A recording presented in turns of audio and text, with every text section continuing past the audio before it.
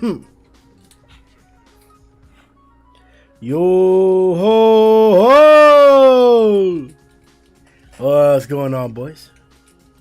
This is Grim Reaper bringing you One Punch Man, a top 25 strongest tier list. Just to inform you, this is an open Discord session. So if you have the link for the Discord, which is in the description, anybody can access it. You can join the voice chat and hop into the stream. I'm in here right now. You will be ranking all of the dragons, all of the demons, all the monsters. Well, not really. Just 25 of them. Which of these can make or will make the top 25 category. It does. This list was created by Tatu from Discord. Shout out to him. And it does seem like he separated the black sperms, I think, or the sperms, or he didn't. Yes, he did separate them. So we'll have that simulation there, or the multiple different forms of sperm. But I think that's about it. Yeah. Maybe there's one or two different forms of Garou, but I'm not sure.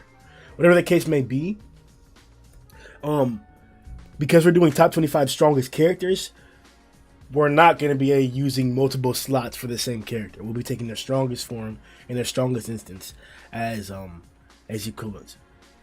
So, like the video, guys. Subscribe if you want to support the channel. If you want to support the process that we're going through here. If you want to support our growth, like the video, subscribe. All right. Now, allow us to begin. So I'm not sure if I should start from the beginning, from number 1 to number 25. Probably gonna start from number 25. That way we can get the end of the show to be popping and banging and balling too. But keep in mind the top 25 guys, or the guys in the 25 slot, are just as capable of, I guess, a great hype as any other character on the list. This is a list about hype, but you get what I'm saying. That like any of these characters can at any moment be a breakout. They're the top 25 in the series, and I'm not expecting this to be like something that's not close, or there's huge gaps. I don't even know if we're gonna fit the majority of the S class in this top 25. But let's begin. Like I said, we're gonna go from 25 downward. It's hard because we don't know exactly who's gonna be the scale, right? Let me see.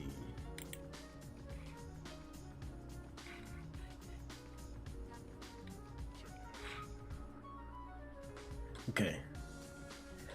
So let's read off the names so we can get familiar. So we got Bomb, Royal Ripper, Current Garou. I forgot the ninja. I think it's like Shadow Ring. I forgot that A-class hero. Crescent Moon, I think it is. This is Garou doing the EC movement during that fight. I don't know why they separated him again. We're gonna be using this Garou right here with the broken mask. You got Bang. You got Saitama. You got Evil Natural Water Bear. Oh, it's covering the Earth bit. You got Subterranean King. You got Garou. We got Sairochi. You got Gale Wind's Dragon Form. You got Hellfire's Dragon Form. Tank Top. Neon. Orochi's new redraw form. Bang and Bomb when they were young. Demonic Fan. Elder Centipede. Big Strong Cock Diesel SSK King. Spring Mustachio. Sonic. Black Sperm. Dose S. Hellfire, or not Hellfire, Death Gatling. Genos. Another version of Sonic. Pooty. Metal Bat. Boros. Rhino Wrestler.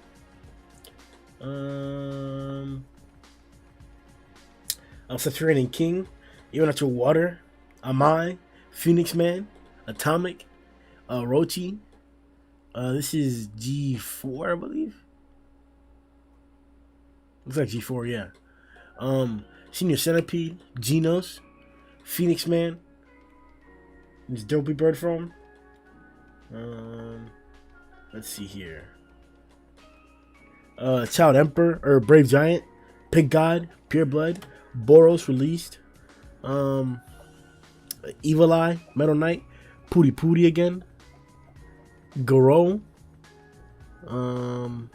Hanagiri, Another Saitama and Garou combo.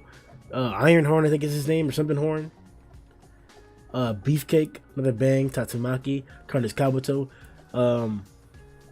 Mosquito Girl. I think that's her name. That doesn't sound right. Is it Mosquito Girl? I'm not sure. I forgot the other guy. I forgot this guy. Either way, he's not gonna be top 25. Neither is the Lion. Neither is Beast King. Neither is the Snowman. Neither is Garou Shoot. Maybe Garou Shoot. Yan, Suiryu. The boxing nigga, fist fighting the Jin. He's not. I forgot this slum's name. Golden Sperm. 100 Eyes. Shit. Flash is on the list. You already know 100 Eyes is on the list, man. Bakuzan. Child Emperor. Watchdog Man. Fear Ugly. Chose. Giant Crow. Another Genos. Bakuma. The Building Crusher thing. Not in the top 10. Gums. Bomb. Homeless. Big Grizzly Neon. Super Mouse. G5. Metal Knight. Or excuse me, Metal Bat. Bug God's release form. Fear. Big Cock Diesel Strong. Face Ripper. What's his face? Whatchamacallit? Bushy Drill. The Sky Demon. Blast. Armored Gorilla. Stinger. Haragiri in his human form. Another version of Genos. Gorgonai, I think that's her name. Giro. G4. King. Oketsu's like, bro, what the heck are y'all niggas doing, bro? Garou. Even Natural Water. Awakened Cockroach. Zombie. The Spider Guy. Forgot the guy's name. Psychos. Melzigard. Kuseno. The 100,000 Kaseda. The Fubuki. Sunblade Atomic. Bakuma. Metal Knight's Army. Garou. Another Genos. EC Genos. Flashy Flash. Drive Knight. Garou. Pooty. Deep Sea King. Sonic. Hellfire. Another version of Hellfire. Royal Ripper. Another version of Royal Ripper. Garou. Multi-eyed. The gunslicking cowboy looking dude. He A-class hero. The other Sword Saint with the dreads. Gums, Genos, Free Hugger, Rover, Zombie Man, Metal Knight, Released Boros, or Meteoric Burst Boros, Darkshine, Carnage Kabuto release, Fear Ugly, Early Hero Hunter Garou, another Genos, Vaccine Man, Lil Grizzly Neon, Wet Deep Sea King, regular Galewind, Subterranean Bang, Nichiren, Drive Knight, in his Tactical Transformation Gold, Pooty, you got God, you got Platinum Sperm, you got Mosquito Girl, you got Devil Long Hair, you got Saitama back then when he was non-bald, you got 1,000 Year Cicada, you got Showerhead Garou. Oh boy, you got I forgot what the Iron Horn's got, the forgot y'all niggas know what I'm talking about. The nigga that Super Mouse threw that hit Rover. Garou Shoot, Vomited Fury, G looks like G5 score or G4 score, I'm not sure. And then I forgot the Combo Infinity. All right, so those are the individuals for selection for the top 25 strongest characters in One Punch Man. Very in-depth list. So let's begin. I'm gonna give arguments for number one first, just to give myself a basis from what I'm going off of. I should probably give myself an argument for number 25, but that argument for 25 is gonna be weak because it should be the one that changes the most. That barrier right there. Because I don't know exactly. We only have like 16, 17 heroes, right? And of those heroes, there's a part, a good portion that shouldn't or aren't gonna make the list. Maybe, because there's some dragons in there, but it's 25 slots. So like, how many dragons amongst even cadres? I don't know. We might be able to fit in a lot of the most significant guys. I'm not sure. All right. So, okay. So this is, I guess it's a controversial, but it's a good place to start. So, several individuals in the community have attempted to assert that God is stronger than Boros without any sort of evidence. In the previous video, this is I can support this claim by the comment section. So you have to check that out in both the podcast and live reaction of 153 to see what I'm talking about. Several individuals questioning my statements, my belief, my opinion, my viewpoint, manga only viewpoint, that Boros is still unmatched in the series, as confirmed by the manga panels. Now, one individual has matched Boros' feats. And one individual has been able to send Saitama to the moon, as well as threaten to cut, and then literally about to obliterate the entirety of the Earth's surface. Hasn't been matched yet. Even Sairochi hasn't matched that point yet.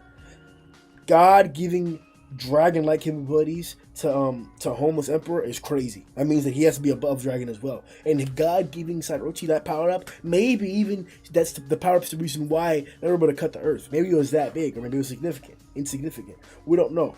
We don't know what the interference is. I'm assuming that it's big enough to matter. I'm assuming that it's big enough for us to think that, yeah, maybe some of these people are right. Maybe God clearly has to be above Boros because he's giving earth-cutting capabilities, right? To strong man the other opposing argument. That's the strongest argument, right there. That's the strongest point. The fact that Sairochi cut the Earth. The problem is we have no implication or no reason to believe that they would have been able to do that. Besides that point, besides Orochi's his own like arm twisting Earth blast himself. Now, let's take the canon version into account, right? Because when I'm making this argument, the primary version I have in my head is the first iteration of Saitama versus Orochi, right? That's the Orochi I'm thinking about. But we have a redrawn version. In this redrawn version, Orochi sticks his like scorpion-like tail into the core of the earth and draws crazy energy. Blasts crazy amount of power at Saitama. People saw that as a catastrophic, comparable to Sairochi's attack, maybe a little bit less. Whatever the case may be, however you may see it, I don't think that as the basis for our argument is enough to say that the power-up that God gave was insignificant. I think that God's power-up was big, but how big is still the question. Is it half? Is half the reason why Sairochi was able to cut the earth because God gave him the power-up? Is it less than half? If it's less than half, then I'm keeping God below Boros. I mean, it's a hypothetical argument. Because still, I'm keeping him below him because he doesn't have any panel support that he's actually there. He's done some great things, and we can speculate about the Sairochi thing, but I'm not giving it to him yet until we actually get the declaration, until I see the panels. But hypothetically, if that is to be the case, that the power that Sairochi got was 60% or more because of God, then we're in serious trouble. We're talking about another Boros coming up soon. But until then, that is not the case. So I have Boros in that scenario. This chapter itself as well throws another wrench into my thought process. Some of what I'm about to say now is spilling into what I should be talking about in a review. So I'll get some of that too. But I'm just spewing my thoughts right now for this top 25. I was not expecting Garou to do this. Yesterday in Discord, we were having an argument. Some people were beefing, and VC so hopped in there, and then we started to discuss One Punch after their beef was over. And we were talking about how I thought it was incredulous, just completely dumb to believe that Garou or Platinum Sperm would be able to beat all the rest of the heroes on the surface in one go. That's what happened. And it's not only what happened, it's what happened twice. Layered over itself. That's how drastic and crazy this chapter was. First, Platinum Sperm beats all the heroes on the surface. There's no longer anybody else to compete or to contend. Sure, I was hoping or relying on Atomic Samurai to be able to get back up. It's like he had before. Just like most of the heroes had before. And we still have the looming possible presence of Darkshine, which we have an absence of, as well as a Mind Mask. So those are three individuals who I was counting on, but they don't seem to be able to interfere with the current scenario. Even though, or at least it wouldn't matter if they interfered now, from what we just saw. Not only did that first happen, then we have Garou bodying the people who just did that. The people who just put out all the heroes just got bodied by Garou in less than a second, literally, according to this count. So I was not expecting Garou to be powered up this much, to get to this extent. And the reason why is because of Bang and Bomb's position. Sure, they're top of the S-Class. Sure, they're very, very strong, very, very capable. But they don't necessarily represent the highest capabilities in the S-Class. There's several individuals that I think would be able to beat them in combat. Case in point, how Darkshine was toting that if Garou ran into the other big boys like Tatsumaki, Flashy Flash, Atomic Samurai, and the likes, or King, that like it'd be a whole different story. I think he's at that point now. This would have been the stage in which he would have had to do that, but he surpassed it in one instance by being able to beat Even Out Your Water and Platinum Sperm in one instance like that. He's reached that point. He's surpassed it. He's way above his capability. The problem is Platinum Sperm out of the story? Like I said before, these are things we should be talking about in a review and that we will be discussing in a podcast, because my thoughts aren't the only thoughts. I don't monopolize the plot line of One Punch Man. There are several other individuals who I will be discussing and comparing and contrasting my ideas with and opinions on the One Punch Man podcast. So stay tuned for that. It might be coming out maybe on a Wednesday or sometime this week. Whatever the case may be, Garou is very, very powerful right now. More powerful than multiple Kages put together. The threat that we were dealing with for multiple chapters up until now, Garou just manned him. Should I be expecting him to be that above dragon? Should I be expecting him to be like bodying Orochi before? Is he at Orochi level before we invaded the underground base? Is he at that Orochi level? Can current Garou fight the Orochi that we had in the first iteration by himself? Can he fight the redraw Orochi by himself and win? Because now we're talking about above dragon combatants, right? We're not just going to assume that he's just going to be beating anybody he fights now, just like we had before. It's the problem with the community. You guys always assume he's going to beat everybody, but let's take that stance now, right? And sorry that we haven't even started, but like I said, we have to build a basis argument for which the list is going to go off of. And this is the basis argument. That, for in summary, I believe Boros is still the strongest character, or villain-wise, in the series based on display. Challengers of that, now with credibility because of experiences as well, because of the feats as well, are God and Garou. How close are they to that? I don't think it's anywhere near close for Garou. And that's just based on who he's beaten. Boros came to Earth and did not fight a single dragon. He did not fight a single dragon. Not one dragon. He sat in his ship and let his disciples handle everybody. More so, they probably would have handled everybody. But by Boros not lifting a finger, he probably could have destroyed all of the S-Class. Simply put like that. Maybe Tatsumaki would have put up a good fight. She would have survived the assault from the ship. But how many more times Tatsumaki could have saved the heroes from the bombardment from the ship if Tatsumaki wasn't up there killing all the workers or all the ship people that are running the ship?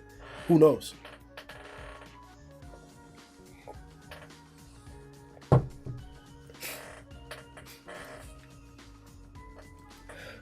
Hold on, give me a second to check the stream, make sure everything's good. Bet. Looks like we're fine.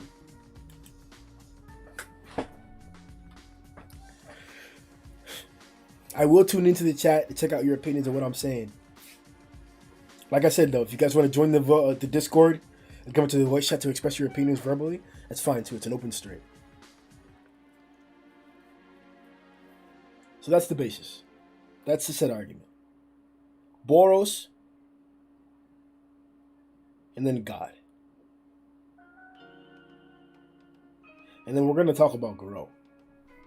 Because there are still people who should be able to compete. Like I said before, he may be able to beat multiple Kaideris, but aren't there other heroes who could have done that as well? Are we entertaining a world where Metal Knight can't fight multiple Kaideris? That's who my contenders would be. I know it seems like we're going from the top of the list now instead. So I should probably, yeah, I think we're going to have to go from the top of the list, bro. Because this is hard as hell. Hold on, let me see if I can. Alright, so let's find the Garou that we're talking about, right? We're talking about this Garou. The Garou with his face broken. So he's in the number 1 slot, he's in the number 3 slot for now. Whoa. Fuck that. He's the person we're talking about having contenders for. The person who I'm saying has no contenders and has taken the spot is Boros. And he's getting one picture. Let's see. There was a badass Boros picture up here up front. I think I lost it though. Alright, let me stop trying to skip and just go. Oh, here it is. Alright. So number 1 is Boros. Number 2, because of the evidence that we have so far, the strongest contender for Boros. Literally. God. I guess at number 3 we would have to talk about not Garou, but maybe Blast. But maybe we should talk about Garou and Blast. Maybe that is a conversation to be having. I don't know though. Give me a second to find God and put him on the list before we continue to speculate. Grim. Yo. Hey yo, I got a question. Do you think God can destroy the Earth? Ooh. What a question. As Boros did? No, I don't think he can.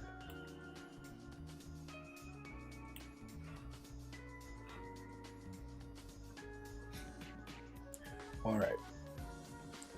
Now we have God and Boros on our list. For the number 3 spot, we could have conversations about Metal Knight, Tatsumaki, Platinum Sperm. I would even entertain conversations about. Well, I don't know. I think Tatsumaki get pretty convincingly beat out of Centipede. And Rover too.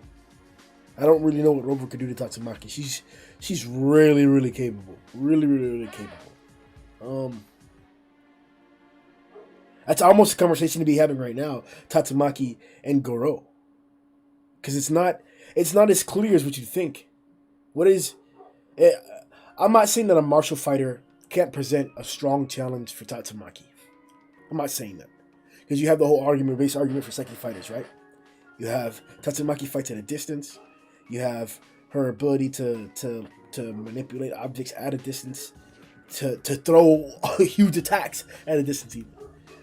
She can power great shields that can be like twisted and used in different manners, but it's the same concept. She can power great shields. So, what can Garou really do? Is it speed blitz? Is that the whole concept? Have we seen Tatsumaki speed blitzed? We've seen individuals get close, sure, but in those instances, she uses her famed substitution technique to get away from those close encounter attacks. Now, is there an argument to say that somebody fast enough she wouldn't be able to substitute for? Sure, I think that's plausible. I think it is definitely a technique that she's doing, but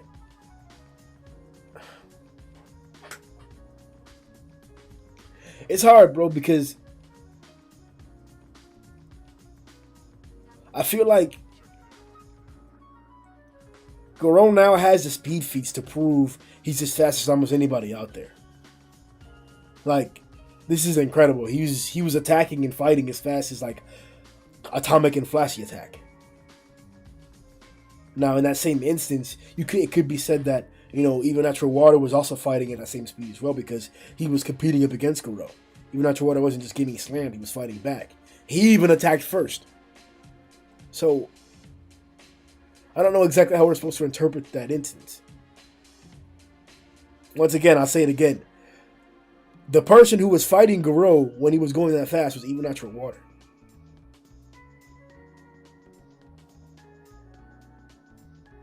And he did attack Garou. What's going on here? So what does that really mean? I'm not saying that even Natural Water is as fast as Garou, but that's what we saw there. And I'm also not saying that I'm discrediting or removing the feats from Garou for having that speed instance there. I'm just saying, let's think about that. Because that's one of the same instances, one of the same techniques we use to compare, contrast, or give speed declarations for any character in the series. You see who they did something up against, what the feat or achievement was, and who competed up against it. We even use the competition sometimes as a manner in which to rate their speed. Hey, this character kept up with this other character. He must be really fast. Hey, Garou and Fire were able to disarm Flashy. They must be crazy fast too. Those are the type of arguments that we use and that are logical because that's what happens on the screen. So, are we going to disregard that now? In the panels that we saw, yes, Platinum Sperm was one-shotted by Garou. He was sent up in the air. But we also saw Garou have to fly back and forth and all around even Natural Water, who of which, as I just now stated twice, attacked first. So let's second guess how willing we are to disregard these heroes, these monsters' ability to react to fast attacks.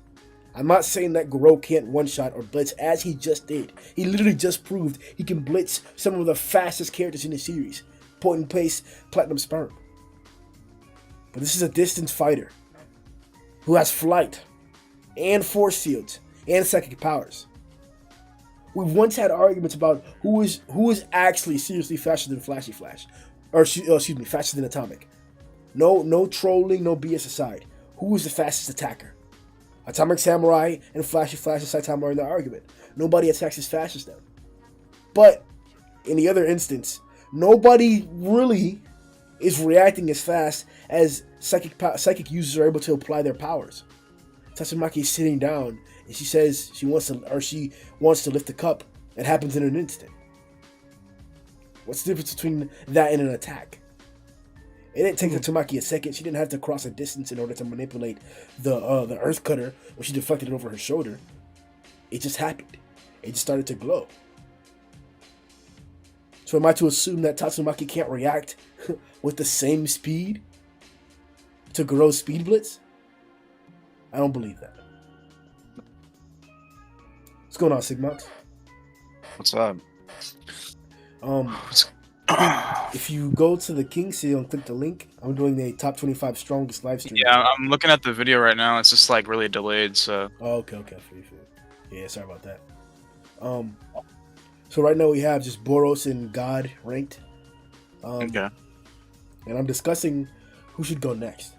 There's multiple candidates, but I'm trying to dispel any argument for having Garou, the current Garou, as number 3 right now. I personally think that I'm going to vote towards, or I'm leaning towards Blast because of his limited display and like just how pompous and like how much of a distance there was there. But I'd like to hear some more arguments for that number 3 slot. I don't really know how you're scaling God right now, like on the list. Based on feats. I just know, I don't like what feats are you using to scale him. Basically, is what I'm asking. Because for me, I feel like God is like too ambiguous to even like put on a list like this. But if you have like some sort of reason, then you know. Well, I guess if you want to give an argument like that, I guess the question to answer would be, how different is God from Dr. Genius and Dr. Kuseno? Or even Psychos? I mean, it's more like he's obviously stronger than Homeless by a lot because he gave him his powers and it was like nothing. But like, how much stronger? Like, is he so much stronger than Homeless that he'd beat Boros or Garou? Like, I don't. You know, you can't really quantify it. Well, he also gave Psychos or Sairochi their power. Oh, he did that. Oh, you're right. I forgot about that. Okay, yeah, then yeah, okay. I guess you should be right. Yeah, that's what I'm arguing. And I'm like, if that's really true, right? But the whole question, or the whole underlying part of the argument that I made to question that is that we don't know what percentage or how much of that boost was because of God. We do have evidence to say that they would have been capable of doing drastic attacks regardless because of Orochi's power. Both in the original version and in the redraw, Orochi did an earth-shaking attack. So a boosted version of that when they fuse would have been expected. But this boost seems to be drastic because of what God gave them. I don't think they would have achieved the Earth Cutter. But that's a question of opinion, right? I mean, I think that's pretty valid. I put him there. It looks like King of Monsters Orochi since JWM Zhoniin thinks I'm a clown. It's interesting. Let me tell you something. His name was JMW Shonen, so better check your username. Anyways. So, Blast humiliated Flashy Flash. Blast is also a known hero. We don't know how powerful or how potent his I guess his threat was whenever he went to go save Tatsumaki. So we can't really say that like that's an instance for a feat. Like we don't know. But he's the number 1 hero. Mm-hmm. We still don't even have complete context for why he's the number 1 hero. Like, sure, he's been doing it for a long time, but what's so great that he's done to get that position? Like, we don't have. I've never really been on that Blast hype, so. I know I'm not directing this at you. I'm talking to the viewer. I know. Yeah, okay. Yeah. But yeah, like comment if you need to, or whatever. Yeah. So I guess the question would be like, the presentation that Blast currently had, is Garou's like more impressive than it? Like obviously it is. It's difficult. It's almost as if like Blast doesn't have a right to be on this list because of how little he's shown. But that would also be the case for God. And I don't think we can still continue to push that narrative that like we just haven't seen enough of them, so we'll just hold off from ranking them. We've seen a lot of these characters, and a lot of times we're not going to see that much of their capabilities because of the plot. Platinum Sperm was the case in point. We don't have a single feat. Well, all right, we have a single feat for Platinum Sperm, but then he got bodied immediately after that. And that feat wasn't even that great because they were already tired. And it was atomic.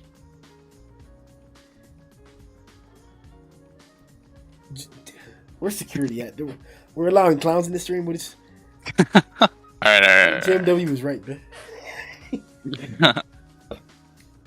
So, I mean, are you trying to like say that Blast should be in third place, or? I'm saying that Blast versus Tatsumaki is the only fight I should really think about, unless we're gonna talk about Garou versus Blast.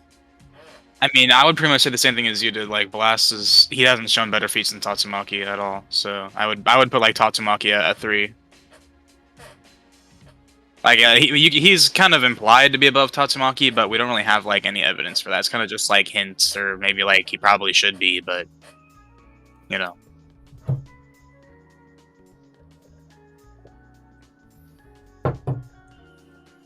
The dialogue heavily alludes to that.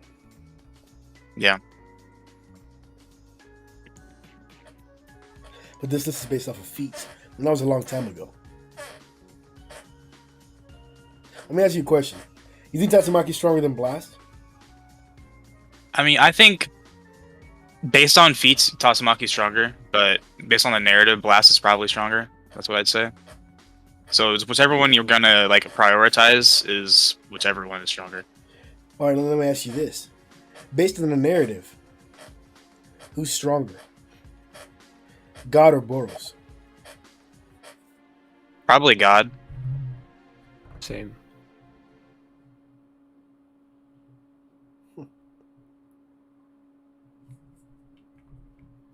I mean, we've seen what he can do. He can like transport you into a whole different dimension and like change the fucking manga to be colored and shit. Like I'd say that's probably, you know, implying that he's way above Boros. But you know, he hasn't really shown any like actual feats before. He just kind of like, you know, shown he's probably at the top of the verse, including him.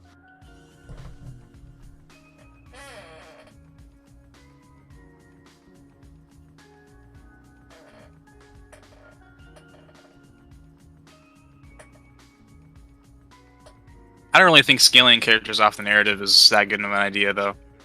Well, I'm not going to do it because there's nothing there. There's nothing there for it. No. Like if there was more, like we already clarified. Like there's a strong argument there, and when we get some more evidence for it, sure. But the strongest point of evidence we can't even necessarily decipher exactly. I can't tell you how much of that boost was because of God. So, for all intents and purposes, Boros actually was going and let off an attack to destroy the surface of the earth.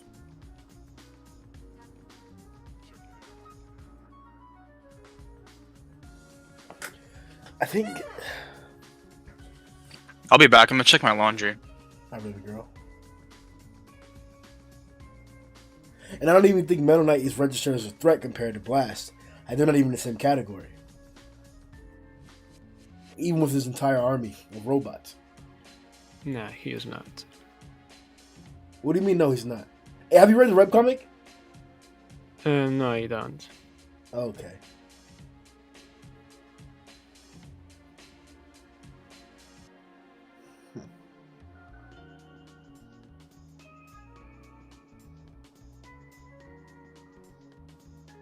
I mean, it's hard to tell because, as you said, Blast doesn't have any feats, so... But the feats that he has are very impressive. To the point that you would almost question him being an above dragon.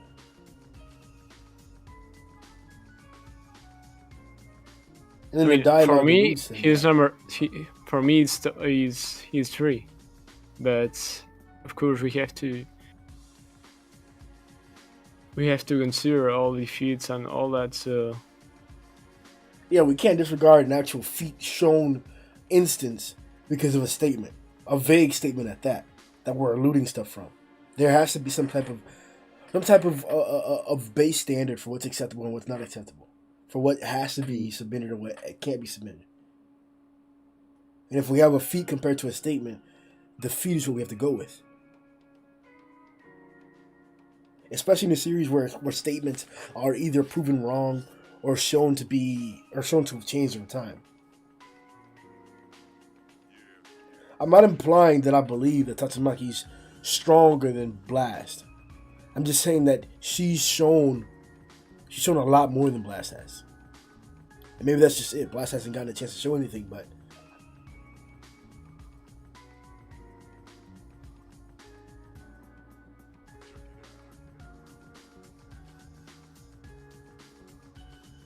also, I don't really know if Garou's speed is that impressive, because here we see evil natural water that he is reacting to Garou's speed. However, in previous chapters, we see like Amai, Atomic Samurai, all of them stopping and reflecting his attacks. So I guess the bigger evil natural water gets, the faster he is.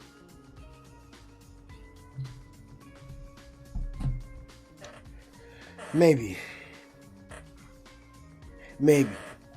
I mean, I have Even no idea. Natural Water is just weird. They keep giving us little snippets of him instead of just like showing us actually what he can do. It would be even crazier if Platinum Sperm and even Natural Water aren't defeated. I'm getting a strong sense of finality because Saitama arrived. It seems like, okay, now he's here to take on a threat, but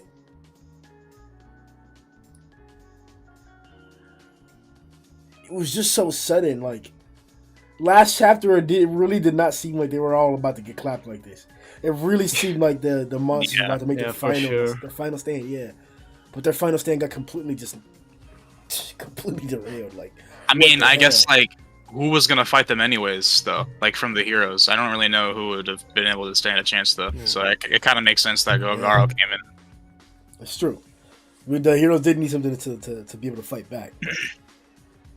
Yeah, they would have had to, got Atomic Sunblade back and gave him some stamina, gave him a Sensu Bean. Then he would have held him off for a couple seconds, but that would have been it. Yeah. Yeah, but I mean, what Metalbot can do now? So. All right, let's not suck off Metal Bat. During this he's getting one shot by any of those cadres. Yeah, that's what I mean. Like, he can do anything right now. The only matchup that we were thinking about, it was Fever. He's not even there, so. But yeah, that's not gonna happen. Yeah. That's more like a fun service. That was so disappointing. Ugh. But go on for hours about Fear Ugly. Yeah. But it looks like, okay, based off of feats. Because to be honest, hell no. That's a reason to not put God in the second place. Because if we're gonna go off of giving people power up as feats, then Kuseno has made an above dragon individual. He's made it on himself. That's factual though. I would scale Genos or Kuseno to Genos. Yeah, and whatchamacallit, Carter's Kabuto was a high dragon as well. That was whatchamacallit, Dr. Genus, and Beast King was a high demon, Dr. Genus. Who else? Orochi technically. Orochi's been making dragons everywhere, bro.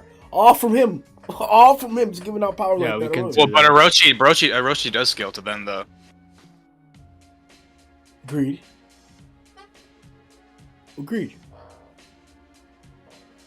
Okay, so then we're having that conversation then.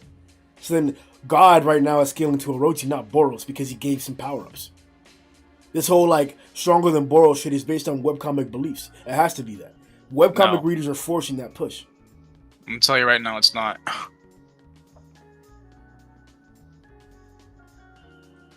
You don't have to believe me, but The only evidence you have for that they have for that argument is the fact that Boros gave Sairochi the power up. And I'm the one, I bet money, I'm the biggest one in the community pushing that. Out of anybody that you hear, in the Reddit community, wherever it is, I bet I'm the only one pushing that narrative, or using that statement, using that fact. Everybody else is just saying that, oh yeah, God's strong because he's cute, and oh, he was in the moon and all that shit like that. Like, nah. The nigga gave Sairochi a power up. How strong was that power up? We don't know. But she cut the earth.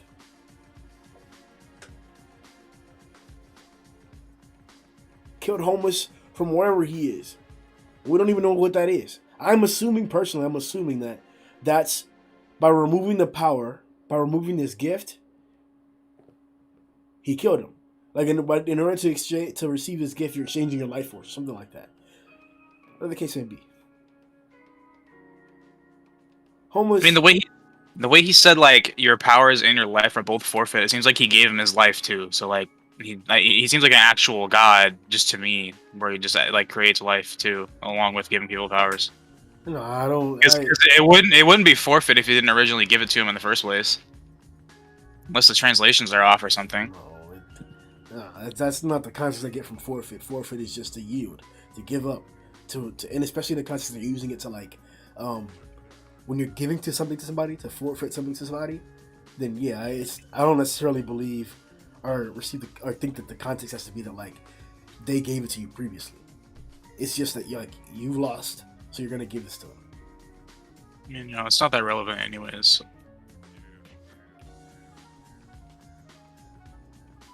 Sigmox, big pussy, bro. What do you mean? Big pussy. I mean, I don't got that much time. If I didn't have to work today, I'd be sitting here going back and forth.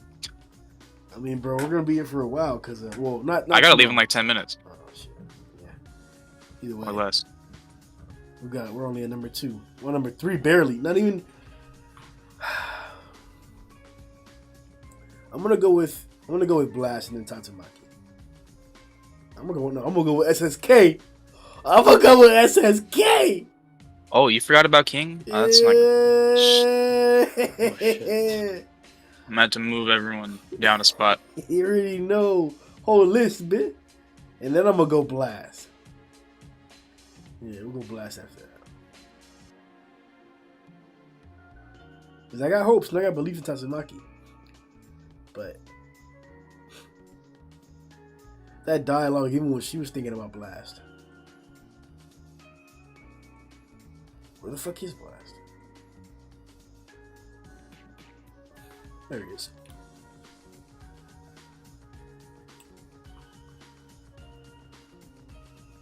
And yes, I do have Tatsumaki above Genos. Or excuse me, above Garou.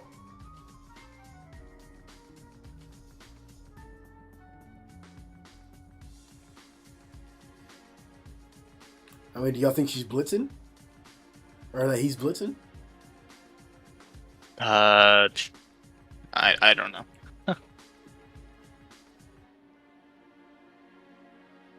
I'd probably say Garou would be faster than Tatsumaki, but the difference in powers is just too big for it to matter.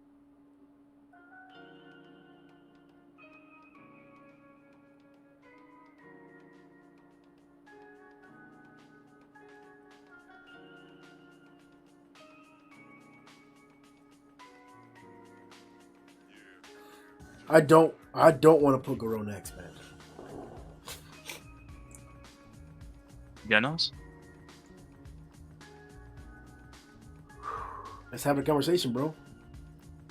I mean, I think Genos should be right there. Some clowns like to go ahead and, go against the Genos above Dragon backs, but they're irrelevant. Genos is above Dragon by far. Yeah, we know he's above Dragon, but now so is Garou, right?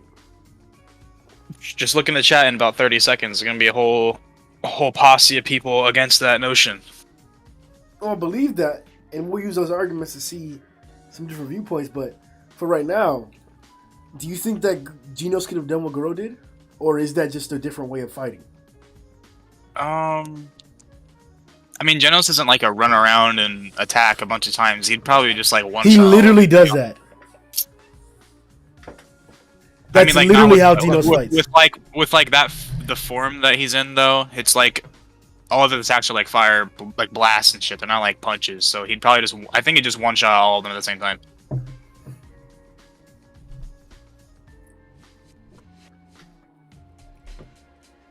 With like a thunder drill cannon or whatever the hell.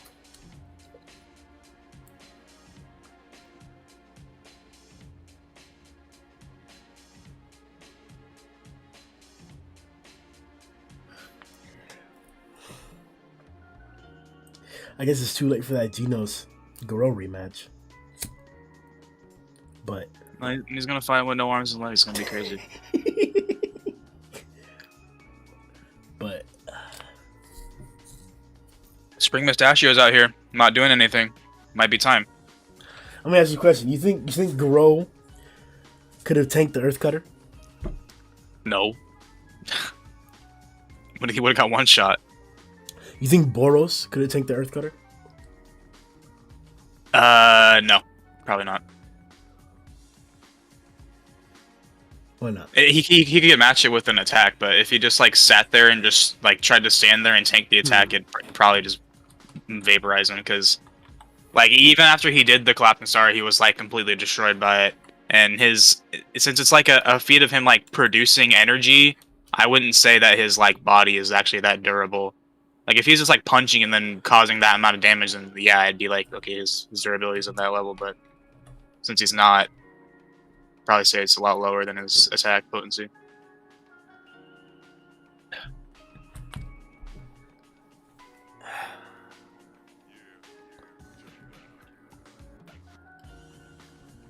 Because Genos can fight hand to hand. He can fight up against a water stream. He proved that. Mm-hmm. That's not saying that he can fight up against the exploding heart the same way, but I mean, if his like physical attacks are anywhere near as powerful as his like blasts, then if he's in like this current state, but he has like all his energy, he'd probably be able to. I don't. He'd definitely get out technique though, but he'd be able to like parry some attacks if he was fast enough. That was the same instance before. He was gonna get out techniqued by Garou before, but he kept in there. That's what I'm saying. Yeah. Like Genos' brawl or brute fighting style is enough to compete up against Garou's water stream. Because Garou was tip top with the water stream, even after getting poisoned, even after fighting the AB8. His shit was on shit, nigga. Damn, you're tip top, man.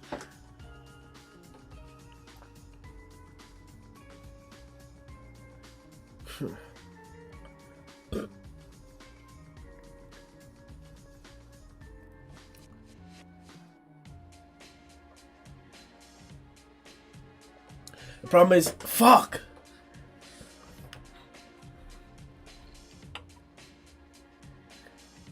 What's more impressive to you? Deflecting and canceling out the Earth Cutter, or bodying two dragons, two cadres, in less than a minute, or excuse me, less than a second? Probably deflecting the Earth Cutter. Because those two cadres, as far as what we've seen, are not anywhere near as strong as Sairochi. Agreed. Especially like Evil Natural Water.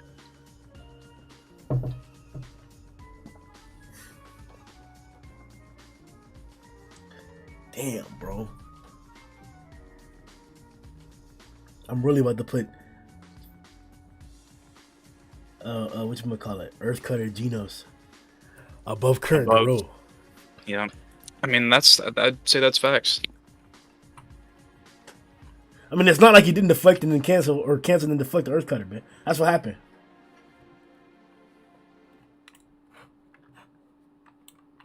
Hold on.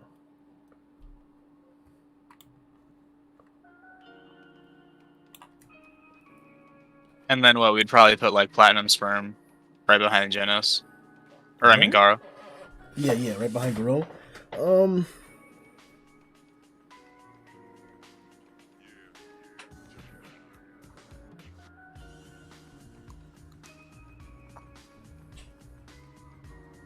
Damn, is there anybody else behind or before Platinum? Don't think so. Well, I mean, Sunblade Atomic.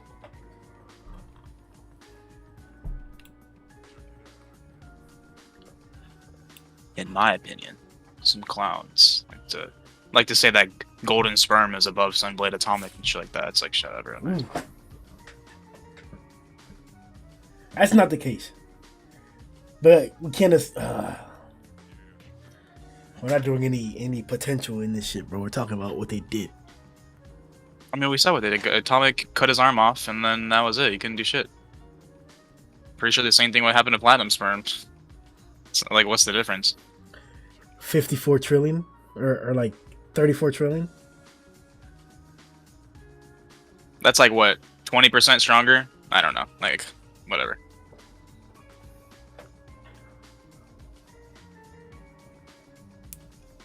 Should at least be close to each other. Sunblade Atomic is below Bang? Bro, stop. Yo, who is... Hey, hey, me young, stop it, bro.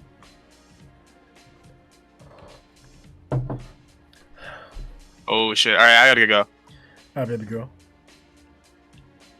I'll see you.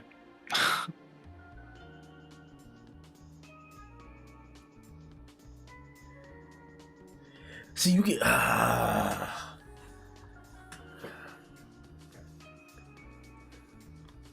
It throws a whole wrench into it, bro. But let's start placing them, because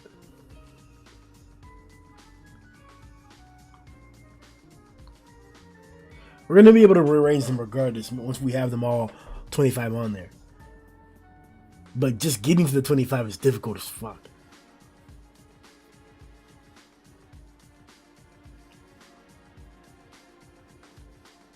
Like, who do you go to after this? Like, I'm gonna put Platinum here for sure.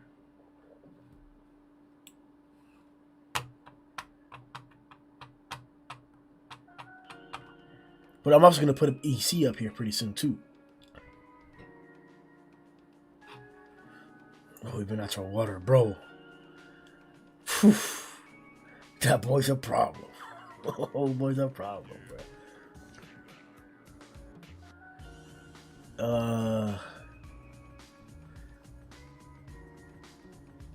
Shit, Orochi. Oh yeah, we can't forget about Orochi. Yeah, no, I'm tripping.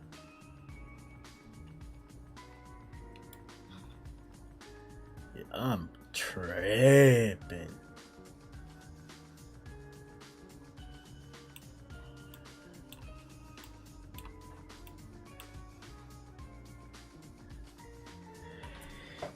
So you might ask, why do I have Earth Cutter Genos above Orochi?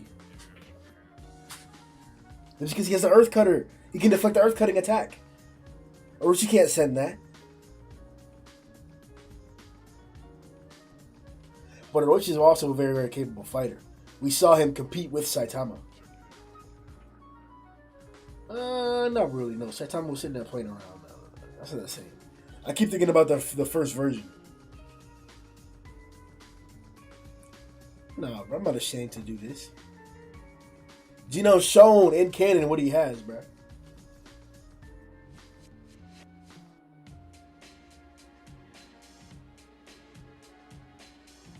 But if Orochi's there, Psychos is definitely not stronger than Platinum or regular Garou. That's hell no. Hell no.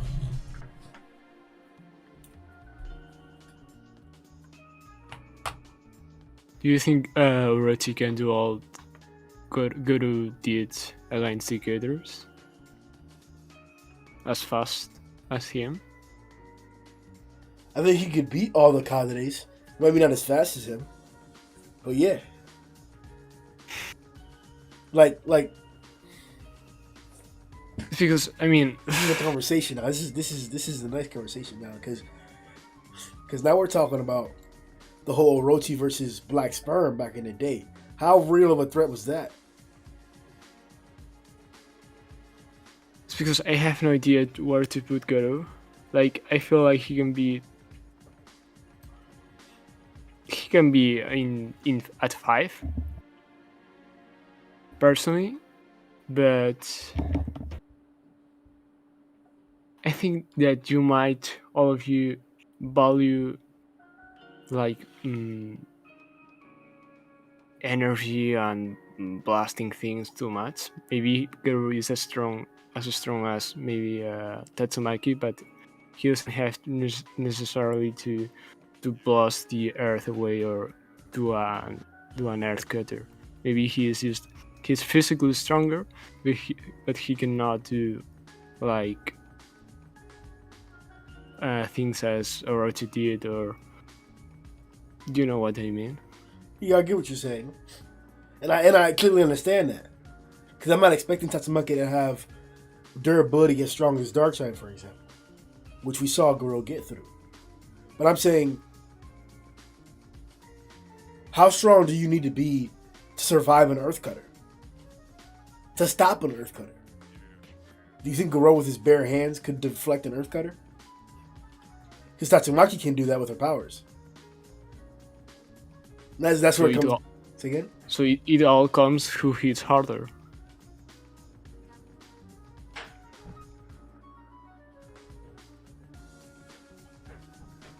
Sure, in some instances, sure.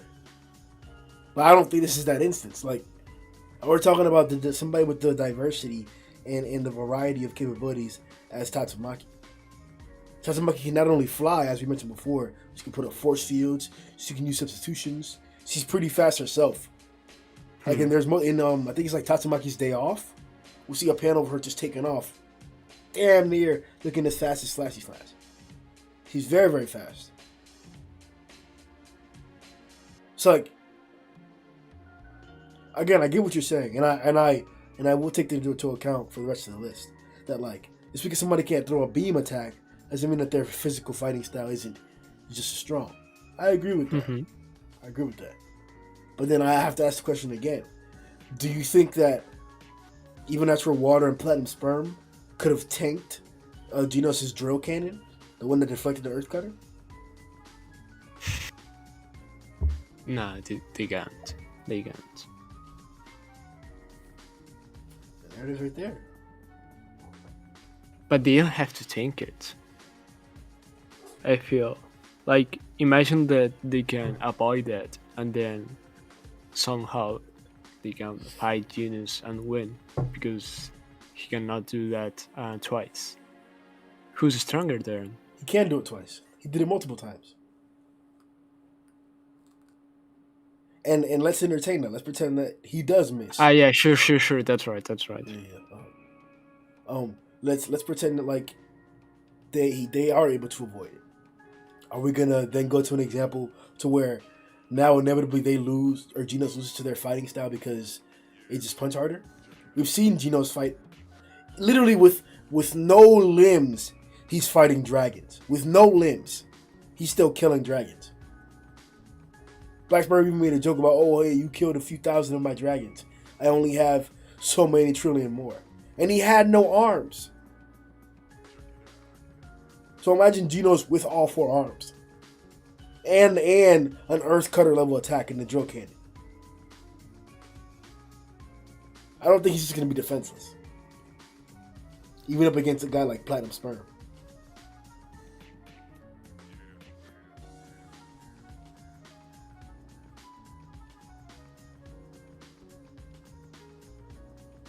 So Platinum Sperm is beating Orochi?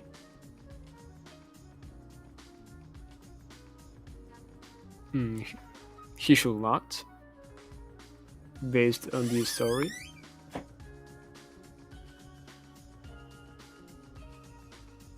I mean, if he can, what's the point of Orochi being the Monster King?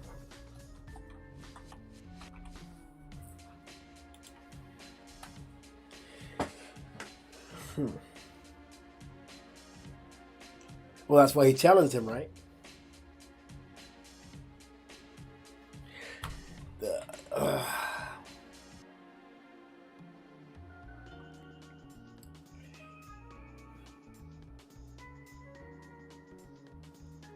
I mean, there's nobody else really that. Well, we have to do the Sairochi fusion itself. I forgot about that.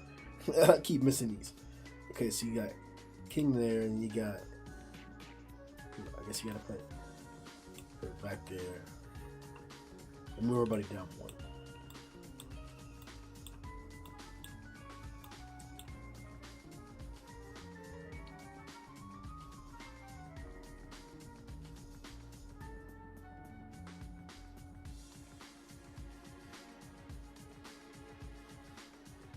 So you got Boros, God, King, Blast, Tatsumaki, Sairochi, Genos, Orochi, Garou, Platinum Sperm. That's top 10 in One Punch Man. We gotta drop them down to one more for old Cape Baldy. This is a One Punch Man top 25, not a Dragons or Heroes.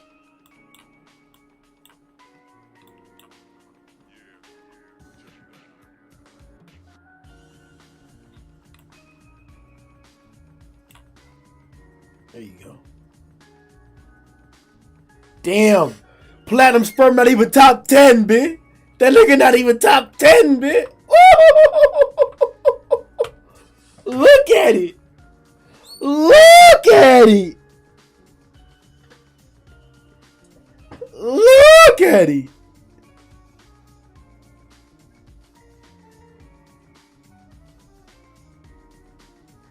Bro, the chat getting unruly, bro. Goketsu claps because better combat speed martial arts. Sucker, Garou is stronger than Orochi now. Platinum Sperm over base Orochi. Look at this. Look at this. Bang or Goketsu can no, that's still going off. Try to scale 10 mode Genos in like 10 seconds is like scaling barrier mode or Mugetsu. What? Stop it.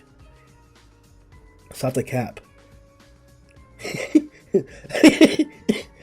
Chill, AA Platinum. Maku, how strong is Orochi's Earth Blast?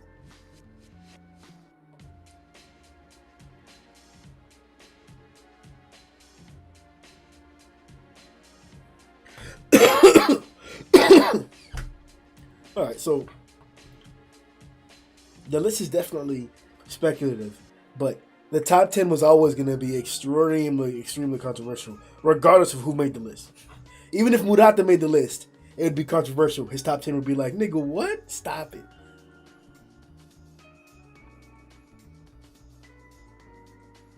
So let's continue with our number 12 slot. We got Saitama, Boros, and God on the board. King, Blast, Tatsumaki. Sairochi, Genos, and Orochi. Garou and Platinum Sperm. Who's almost as strong as Platinum Sperm? Not Dom. Not Royal Ripper. Not Shadow Eye. Or Shadow Ring. Not Dem Boys. He's already on there. Bang, no. Even Natural Water? Bang. And Atomic too. Ooh. And am I? No, I'm joking. Even Natural Water, because he was there. Nah, not Bang. He got beat. I mean, we don't have any feet, but okay, I won't say it. I won't. About Flashy, but yeah, he doesn't have any feet. That nigga said flat. Stop, bruh. I wouldn't be surprised if I saw Flashy competing with Garou next chapter. In terms of speed, of course. He's fast. Don't get me wrong. We know he's fast. I don't mean nothing though. Even after water fast. Right now, I'm leaning toward even after water right now. Maybe we could talk about Atomic, but I'm putting even after water above Atomic if that is going to be the order. I mean, if he's fast, he can assassinate you. He doesn't have to be physically stronger, or he doesn't have to tank anything or stop that. Well, we saw what happens with somebody who's not as fast as him, how they can still trip him up. So sure, speed is overwhelming and very, very powerful, but somebody not as skilled as Flashy Flash, not a high dragon, could still trip him up.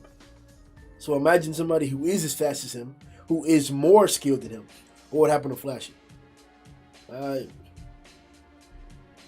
one of the reasons why I pushing Atomic being stronger than Flashy, because he has more skill than Flashy Flash. He attacks faster than Flashy Flash. Flashy Flash may run faster. He doesn't attack faster. I mean, I agree with that. The fact that he attacks faster, but I don't really know. I mean, yeah, for sure now, 100% that Atomic is stronger. Also, Bang.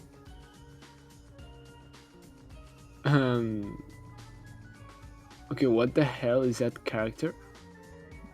Which character? The second one on the right. No, the first one on the right. Starting on the right. He's below Atomic Sunblight. Is that Gogetsu? But Yep. What? Yep. I think that's like fan art Goketsu or something like that. I don't know why they put him on the list. Or like the original Goketsu, I'm not sure. It looks ugly. But alright. Because EZ, do you think EZ is on this level? Elder Centipede is definitely over here. Because I don't think Golden Sperm can beat Elder Centipede. But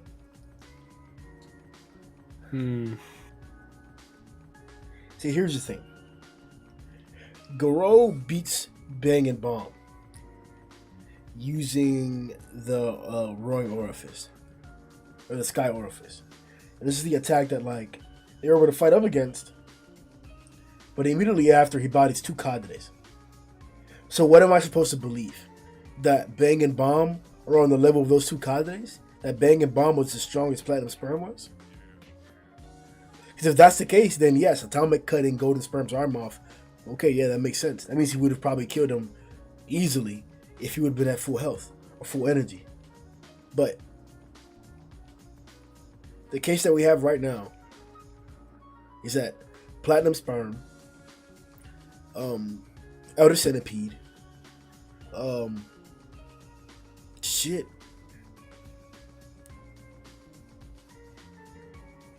These are people that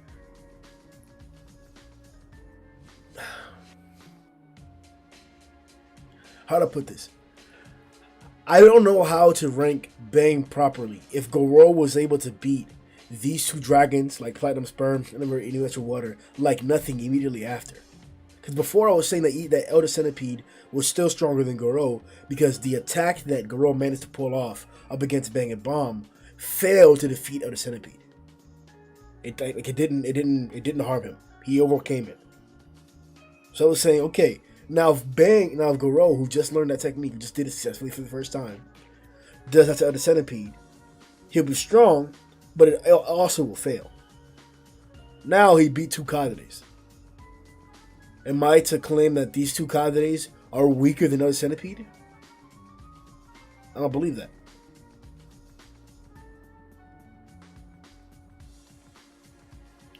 Yes, even Natural Water didn't get the biggest boost in the world, but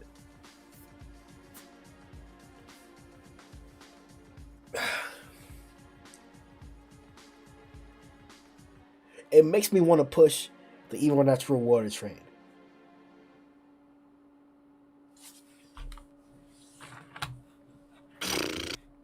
Even Natural Water is just too ambiguous, I would say.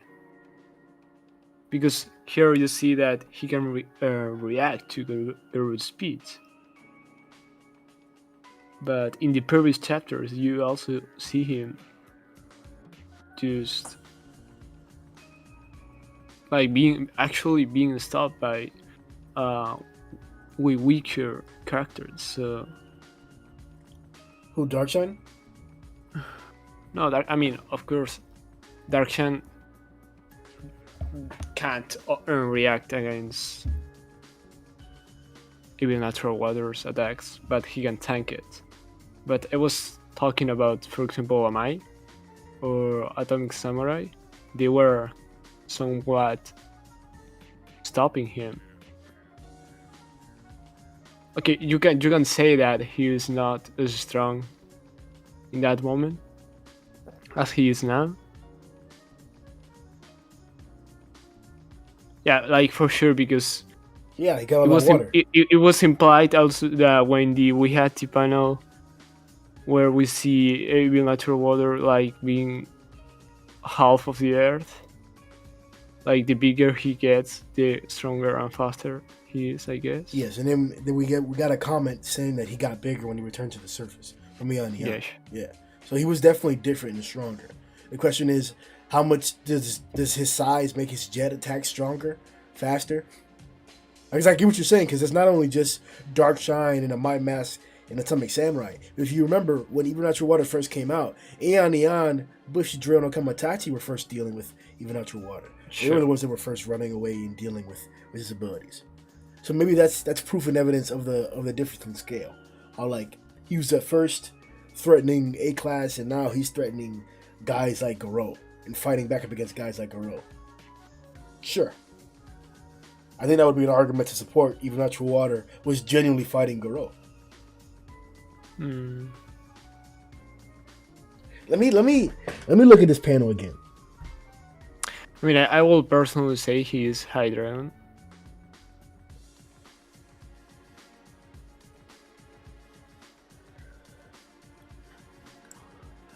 At least. Yeah, at least, but I don't think he has reached the above dragon tier. Definitely not. All right, let me see here. So who's above dragon? Even Natural Do you Water. think Bang is above dragon? Ooh, definitely not. So you see here on the 2 or 20 hundredths of a second, he starts fighting Even Natural, or no, 30 hundredths of a second, he starts fighting Even Natural Water. He sees Garou, reacts to Garou by attacking at him. Like Garou's speeding still, he's still speeding around, and then Even Natural. Oh shit! No, not oh yeah. Even Natural. Yeah. He does multiple attacks against Garou. Yeah, 2 beams. And then Garou starts blocking those and deflecting those. Then he blitzes.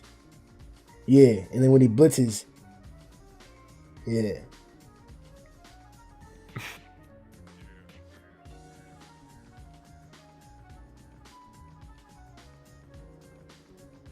Unless you want to call this just Even Natural Water getting his ass beaten.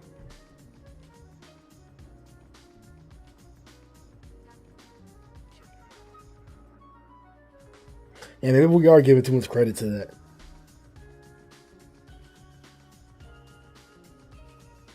Nah. He reacted and attacked. Even Natural Water fast as hell. He attacked in less than a tenth of a second. Less than 1/10 or 10 hundredths. I keep saying that shit wrong. Of a second. That nigga fast as hell. Even Natural Water would cut Flash in half.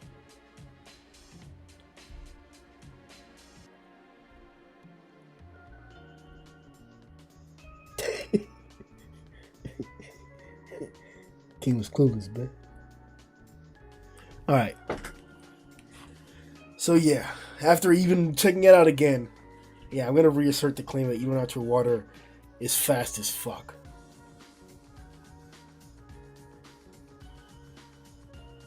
I'm gonna put him behind Platinum Sperm.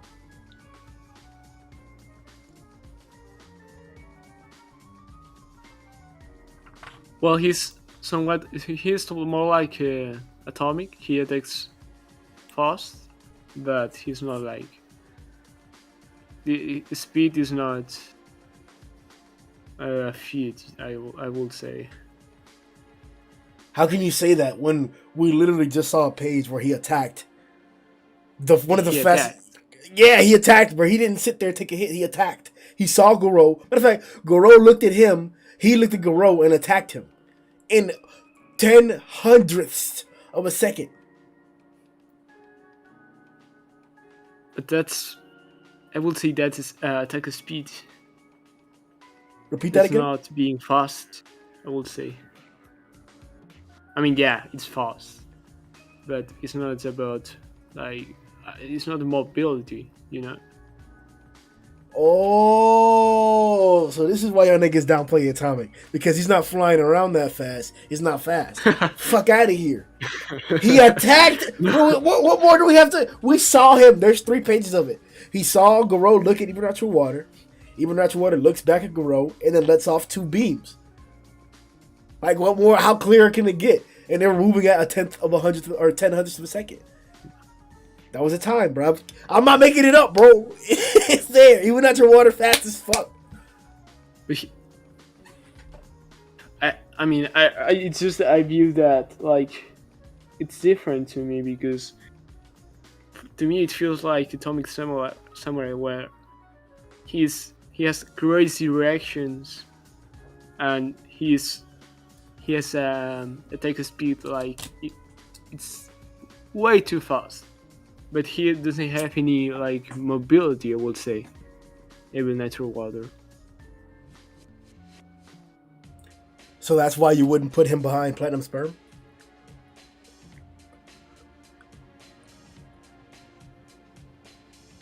I think there is stronger candidates. Such as? Well, stronger. At least, yeah. I mean, if they are above him, they are technically stronger. Such as...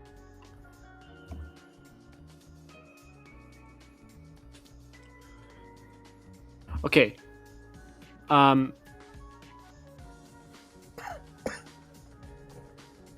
Don't take this like I'm going to say it. Do you think that the current Evil Natural Water can defeat Darkshan? I'm not saying Darkshan is 12, 13, 14, like hell no. But do you think that he can defeat Darkshan?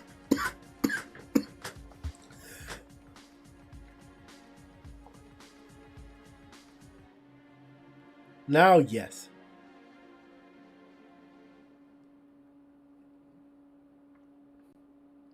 The speed feat makes it different.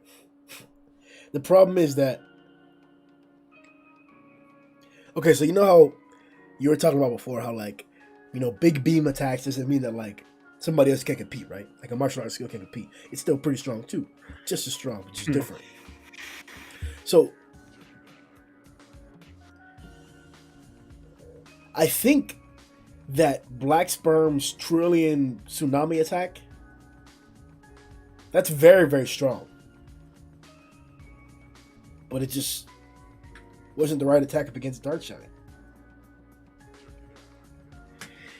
I think Even Natural Water has the finesse to beat him.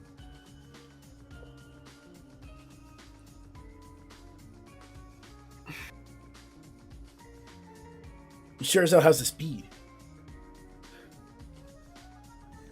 The problem is, who else is gonna do what just happened to Even Natural Water to him? Like who can do that?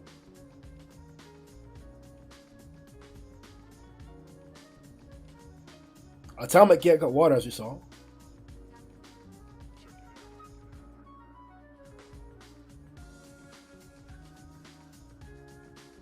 Do you think Goketsu can win against Evil Natural Water? I've lost respect for some of the speed feats of back then because of this chapter and these past few chapters. Oketsu's that thing, don't get me wrong. He's still a cadre and a strong one. But I don't hold him as that overwhelming martial artist anymore because of what we've just seen in the past few chapters.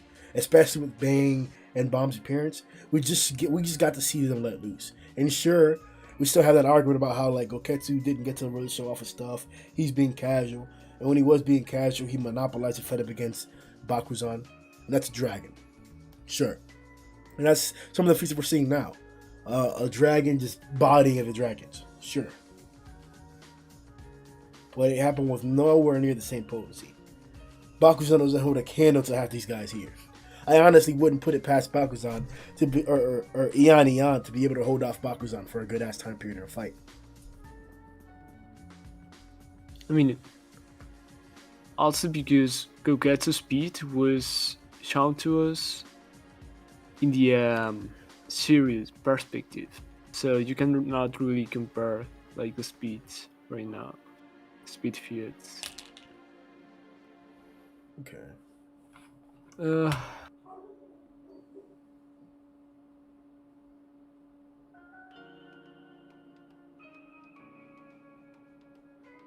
Jesus. Maybe.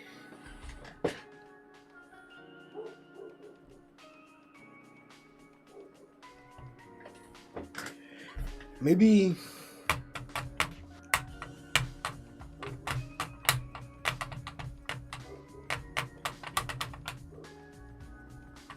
I mean, it's so hard to rank all of them. Yeah, man. It's always hard.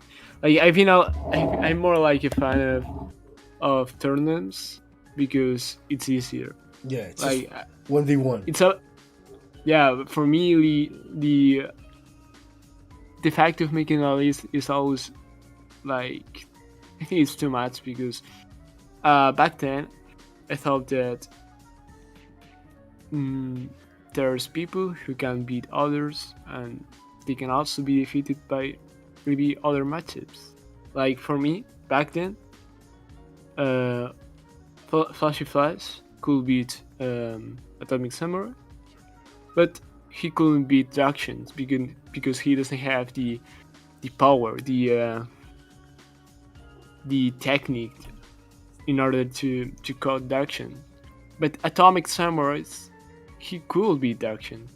It was like a circle of who can beat one person and who can't. But here, it's like you are like forced to say who, okay, this guy is stronger than all the ones below, and that's like way too difficult.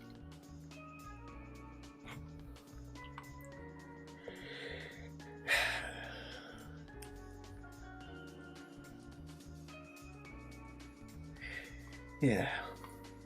Because okay, for me, Evil Natural Water wins against Bang, because what can Bang do?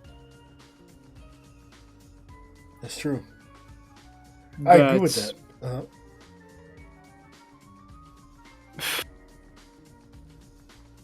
And the same for Atomic Samurai, but if you put any other character, maybe you will find like some matchup where Evil Natural Water can't do anything.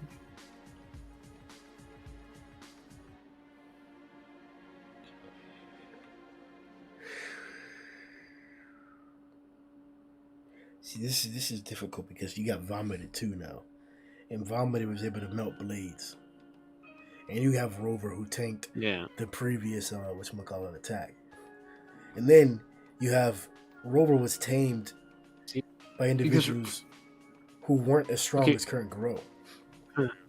Because for example, Rover I think will beat the current Evil Natural Water. I mean, it's that. It's all about the matchups, I would say. But this stuff, man. So what if I put Rover and EC up here?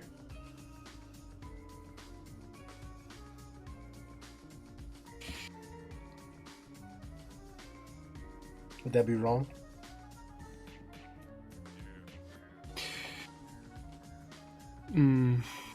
I will put EC above Rover. You put EC above Rover? Yes.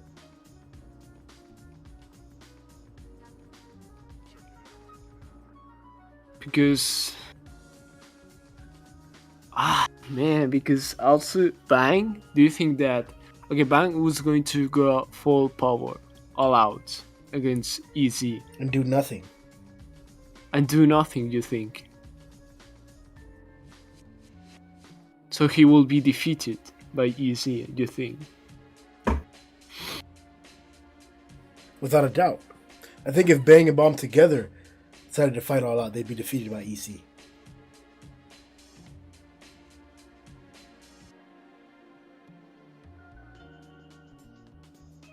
Even if both of them were going all out. Especially if both of them are going all out. Bro. What are we gonna do to EC? Tell me that. Tell me what this magical how do you beat EC shit. Because the only person who we saw beat EC is the number one on his list. So who else beat EC? The EC case, he is the one who hits harder. So I don't think Bang. Well, maybe yeah. Do you think that Bang, the strongest Bang attack, can one shot EC? I mean, it's big words, but no, I think the strongest Bang and Bomb attack together can't beat EC.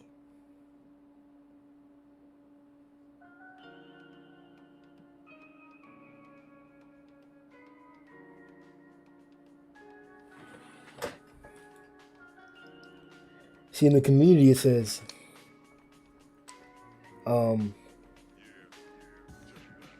Me Young says EC could easily kill all cadres besides Platinum Sperm. Soup says Vomit if you're ugly, Neon, Evil Natural Water, Black Sperm can do absolutely nothing against EC's Rampage.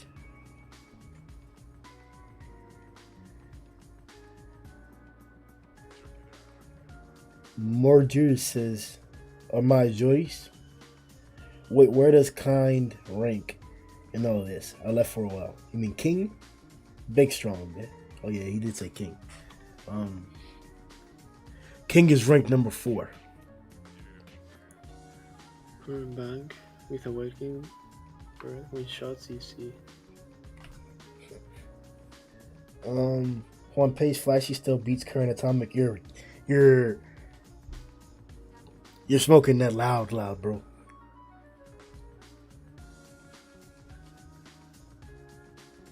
I mean, that's the thing, because I don't see Evil Natural Water beating EC too, so like, no idea, man. You know who I want to throw on this list too now? Beefcake.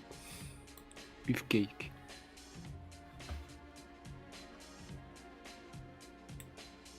I want to put Beefcake on the list.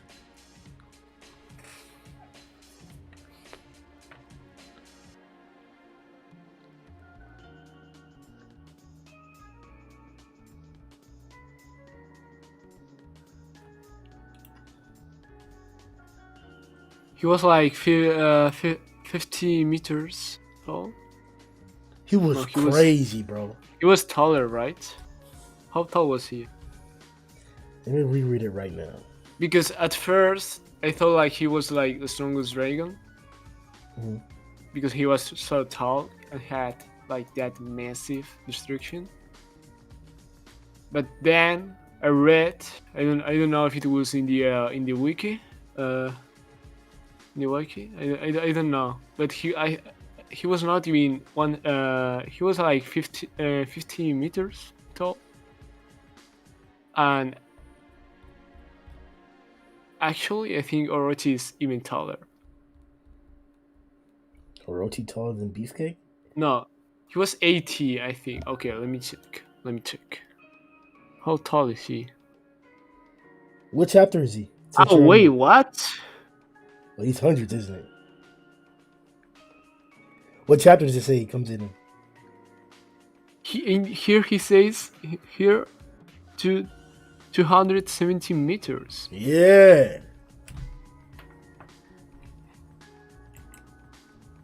I thought he was like, okay, this makes more sense, of course. What chapter does it say he arrives in? No, this I was checking the One Punch Man wiki. Let me check the chapter.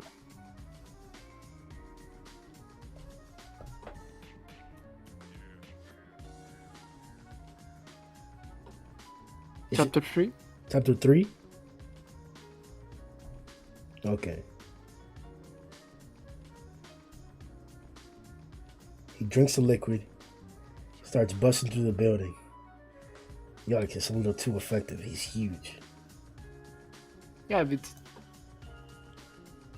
the anime makes it seem taller. Like in the fucking anime, he seems like 1,000 meters or like. He's still big as hell in the manga. A giant, a monster. And he starts with one punch rampages several buildings. He destroyed a whole city with just one swing of his fist. That's literally what the Fugao says. His brother. That was a great brother. Thousands of people died. Okay, let's annihilate the town next to him. According to Wiki, the hole he created by punching Saitama was 100 meters wide. So yeah, fuck the wiki. That's not 100 meters.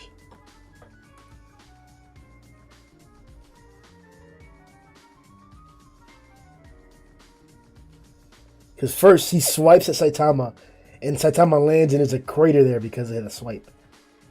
And then he does the barrage. And you're in the Discord, I'll post a picture. I don't know if you can see the picture. You guys want to see the picture that I'm posting of Beefcake's assault? Because of the Discord right now and for the people. And for the people, okay.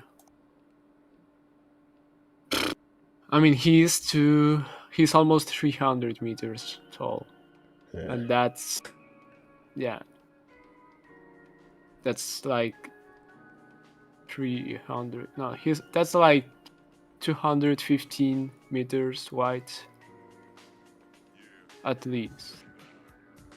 It's wider than him.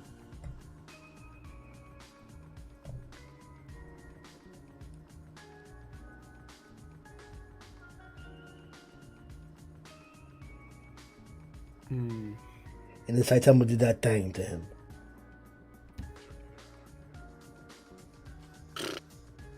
Yeah. Yeah, I got Beefcake up there. I keep thinking Beefcake could do that thing to EC. The EC got yeah, I mean that's a good matchup, to be honest. Yeah.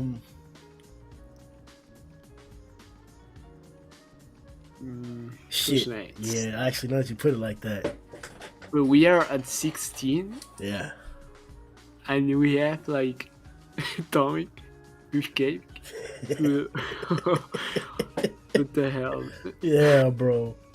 It's not even. So hold on. Now we got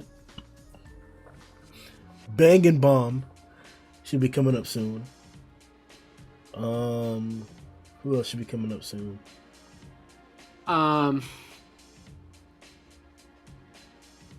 Fear Ugly. Fear Ugly should be coming up soon. Goketsu 2, in my opinion. Goketsu. Carnage.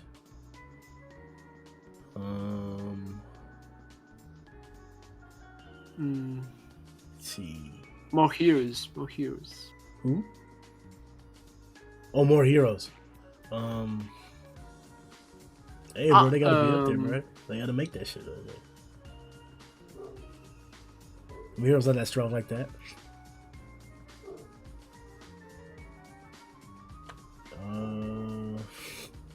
Yeah, there's not really. Yeah, Bang and Bomb should be coming up soon then. Those are the strongest ones. So Bang, Bomb, Goketsu. Where's Goketsu on here? Oh, they got that booty version of him. Jesus. These niggas just. Their tattoo just hated Goketsu, bro. That nigga hates him. That's what. Metal Knight too. Yeah, he's a big boy.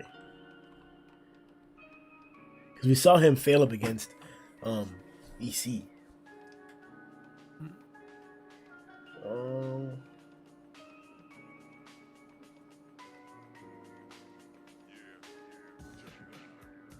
Yeah, I'm gonna go Bomb and Bang. until I can put somebody above them. Like I said before, once we have the full 25, we're also going to be adjusting some of the movements too, but it's always easier to just place them first. And the word's bang. Here. Alright. Okay, so Bang goes first. That's obvious, I think. Hell no. Hell no. Why?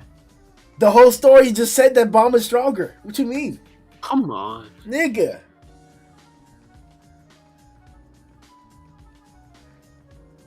Nigga, do you not remember what happened? Man? But... did you mean the flashback?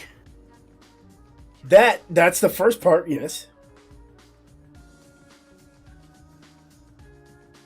It's like this. This is the reason why Bomb is stronger.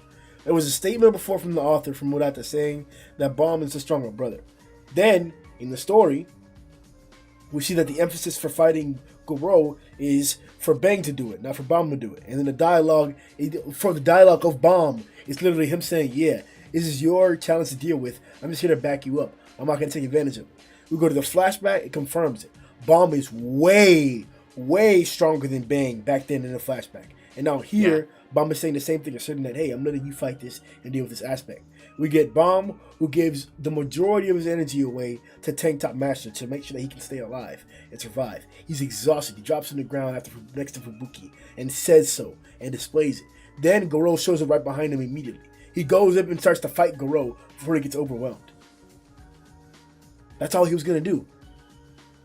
That doesn't mean that he's weaker than Bang, because Bang fought longer. Bang was supposed to fight Garou. He was supposed to do everything that he did.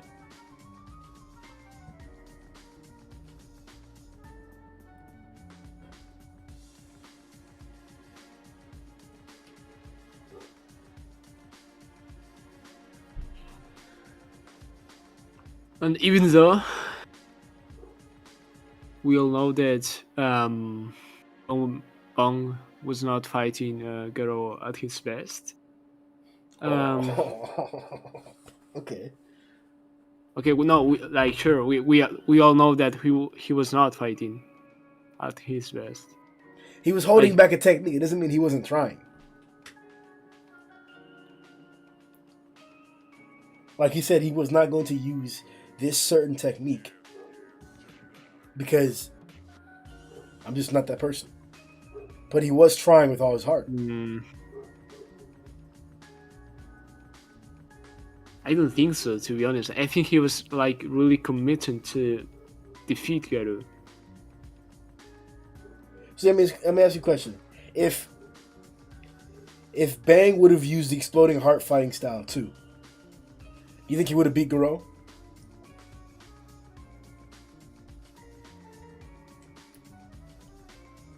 No.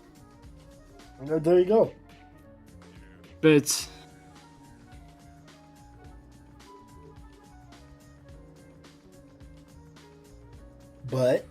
okay, if Bomb, if you say that if Bomb like gave this fight to Bang, that's what you say, right? Yes. Why in the first place was trying to convince Bang to go with him and fight Garou, both of them, like when Garou was like beginning to transform monster back then, when he was fighting Genus too.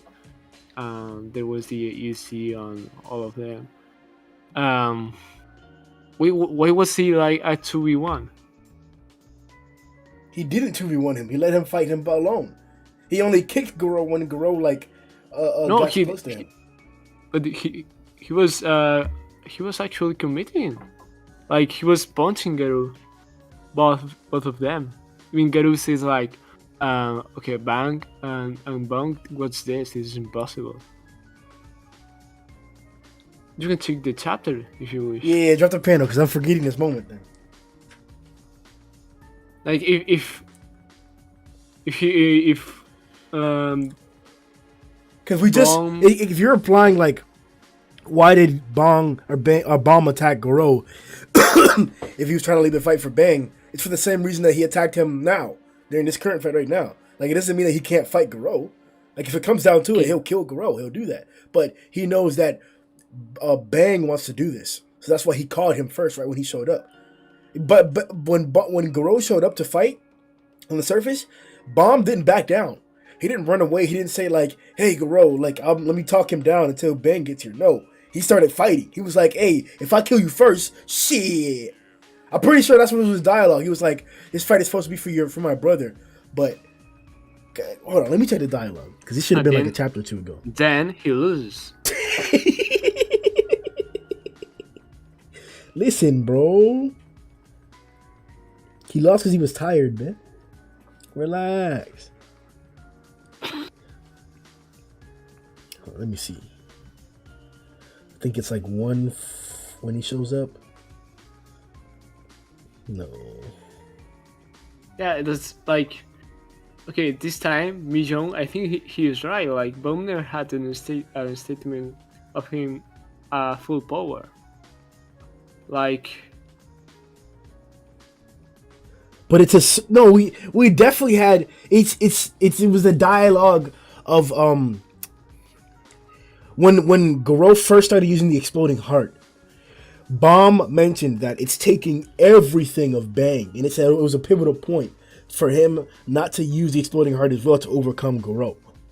That's why whenever Bang got behind Garou and grabbed him around the neck or whatever, around his head, he was like, how dare you use that technique? Okay, so there's this situation where Bomb finds out that Garou came out and he is going to defend himself, but Fubuki is there too, so he needs to protect her. Do you think that he will, like, okay, because Bang is not here, I'm just going to hold back and not do anything? Like, he's but because if he was going to hold back, he's going to he's putting in risk others' life, such as Fubuki. You're saying for Bomb? Yeah, like, imagine if Fubuki died because Bomb was holding back. It just doesn't make sense. But that's a what if. Like, it didn't happen though. We even saw Garou attack Fubuki and he stopped it. Yeah, it didn't happen because he was actually taking it serious and he was not holding back. Yeah, but just like you said, for Bang, there's nothing implying that Bomb was going full power. Like we said before, there's literal evidence that he wasn't going full power because he didn't have the power. He was drained. He had just given it to Tank Top Master to stay alive. But even though if you are exhausted, I think you can go full power. It's just that you're just not going to last long. Sure, I think that's a plausible concept. That doesn't mean it's the same thing for every single individual. Like, if we're talking about a scenario to where, like, to let off a certain attack, like Genos, one of Genos' cannons, then sure, maybe he could let it off when he's tired. But there are even also instances in that case to where you can't, where you have a requirement of energy to let off a certain attack. I'm feeling it's the same way for a martial arts fighter, that you pretty much have to have a minimum requirement of energy, a certain level of energy, in order to let off your techniques appropriately. I'm not saying that they can't use the water stream when they're extremely tired. I'm just saying that they won't be as good and they won't be able to do it as long. Both of those things will happen. While when you have a fighter like Genos, if he's exhausted, he might still be able to let off his strongest attack, but just one time. While in contrast, if he was at full power, he might be able to let it off multiple times. And that's really the only change. I think Garou and most of these other fighters, like Bomb and Bang, are of the latter type. To where if they're exhausted, they can't let off their strongest techniques as well or as many times as they could before. But are you worried that that's headcanon? Whoa! Whoa! This nigga said his head cannon, bitch! Nigga! Listen, bro. The only facts you have here is that Bomb said, hey, I'm exhausted. And then he went to go fight Garou. So don't tell me he was at full power, man. Whether it's headcanon or not, it's right there. If you think you can fight at full power when you're tired, that's you. He was not at full power, and he could do better if he was not as exhausted. Exactly. But what you are plotting that that it's a different type of full power. Like, that's headcanon. You don't know that. That's not headcanon. It's called effort. That's what it's called. You can have a small amount of energy and be trying your best. It's just you're failing. That's what that is. Like, not having the energy doesn't mean that you're not going to continue trying, that you're not trying your best. It's just what you're capable of. And as a matter of fact, that's the literal definition of what it means. To be trying your best and to not have the energy to do your best. That's what being tired is. Like, you cannot do your best because you do not have the energy to do it. There's a matter of fact, there's more context in this chapter implying that Bang was going full power than there is to say that he wasn't.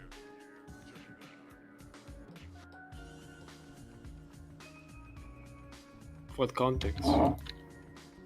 Okay, let me check the chapter.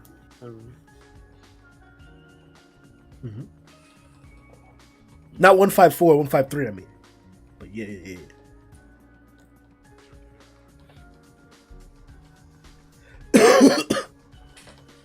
But yeah, I'm gonna hold the bomb above Bang right now. Yeah, because I mean, even though we can disagree, of course, it's debatable. Yeah, I can agree it's debatable, but I think it's more so one-sided. But what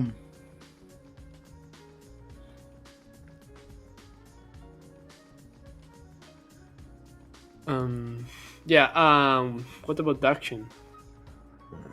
And also the homeless too. Ooh, homeless. Homeless. Yeah, homeless is probably next right now. Yeah, it's a good thing you mentioned homeless. He would have gotten moved up regardless, though. Let me see. Where's Homeless Emperor?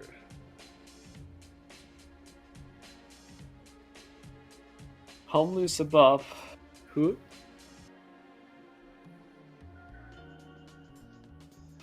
Let me find him first. Hold on. Where the fuck is he, bro? Homeless. He's in the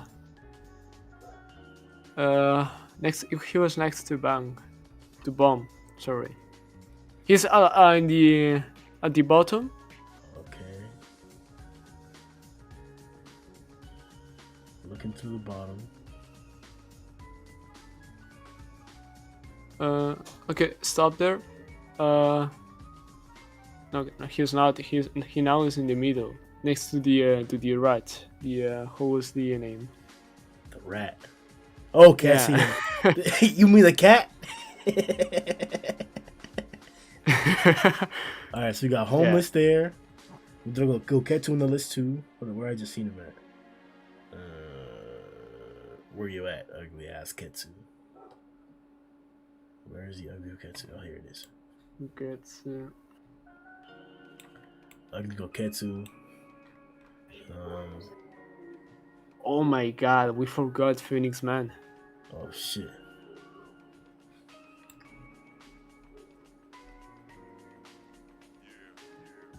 Shit. Shit. Well, damn. I don't know.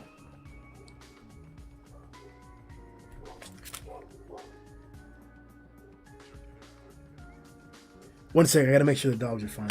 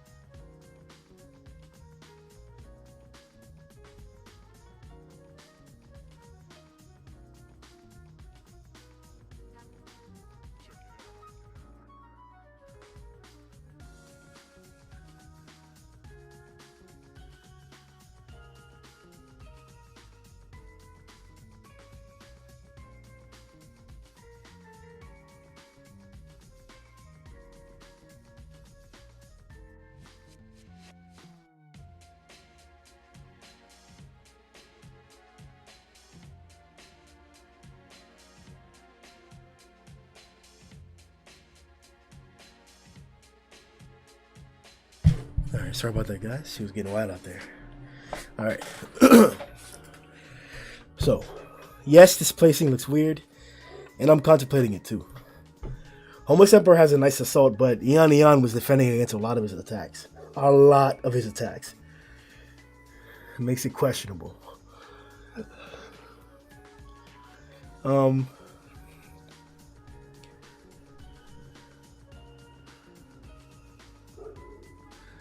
We saw some of the heroes dodge this big, like, spirit bomb orb too as well.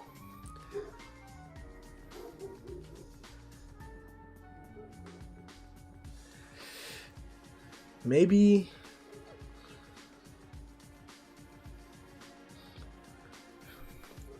I don't know, but with Phoenix Man, I don't know, because I keep confusing the redraw version and the version that we got in the original. So let me see if I can put up the one that we have to be looking at. Heat Up is the chapter. This is a new one. It's caught up in the Phoenix space. It's chapter 99.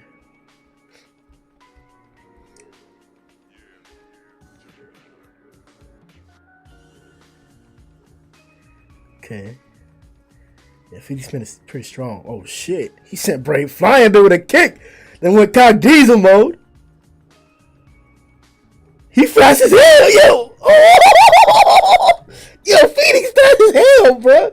In the Falcon mode. Blitzing, okay. China out here being intuitive and shit too.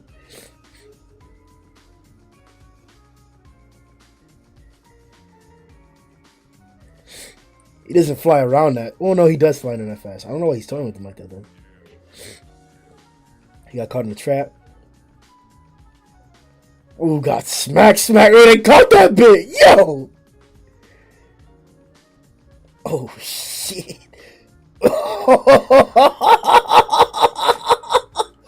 Oh, damn! Phoenix, man! Hey, yo. Hey!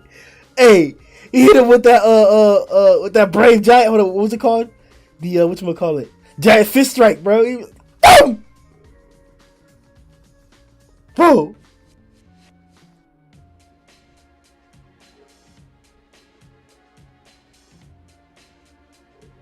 Yo, Phoenix a demon, bitch.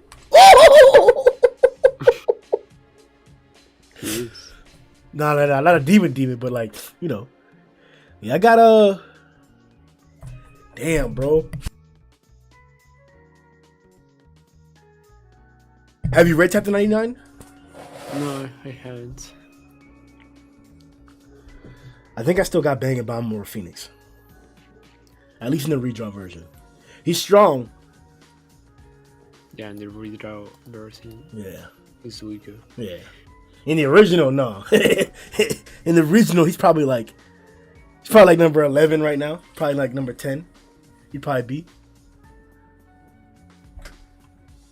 Also, we have. Where do you want to put Flashy? Oh yeah, he has to go up here too somewhere. Probably next to Drive Night.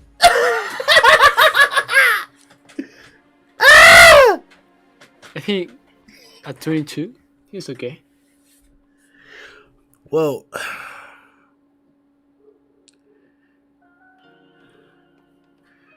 I don't know because if I don't know if I have Goketsu or Homeless over Goketsu.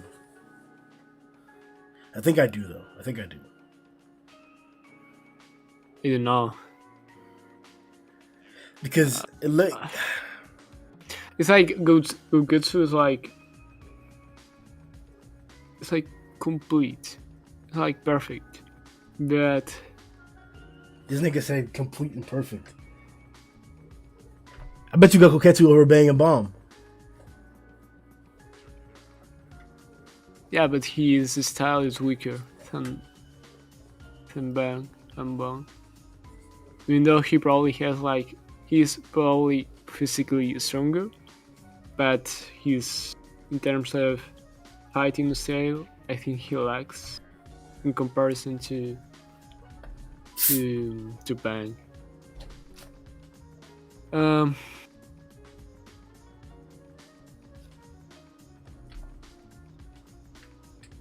fuck. Like I see flashy flash between homeless. I don't think homeless can. I don't think homeless can react. Plus speed.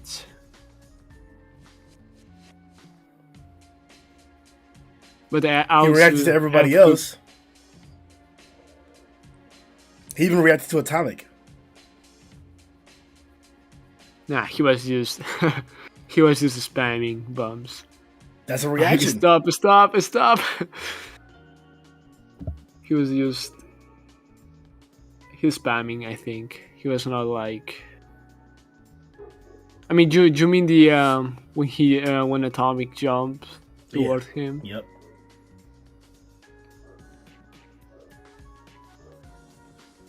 I mean, as far as we know, he's just a normal human. So He has I don't- abilities. We saw him. I don't know if you've heard. I mean, no, you should have read a chapter. Whenever we first fought Zombie Man shot a gun at him, like point blank at his face, and he blocked it with one of his orbs. And before Yeah, he the blocked gun. it, he looked at it. Yeah, the ball. Yeah. So like, it's not just like a regular human body. Yeah, he has human durability and shit like that, but he's quick as fuck.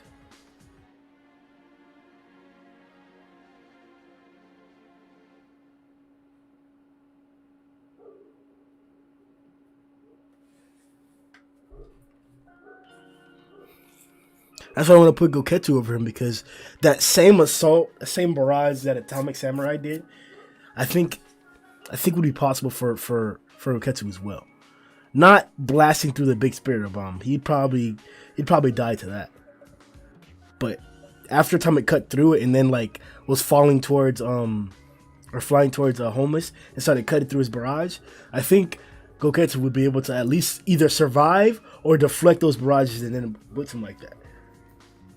I think the if there was a fight of Goketsu against Tail Emperor, it would be like some Akainu against White Bear shit. You said Goketsu against Child Emperor? No, I'm sorry. I said Tail Emperor. No, homeless. Homeless. Oh, okay. You think it'd be some shit like that.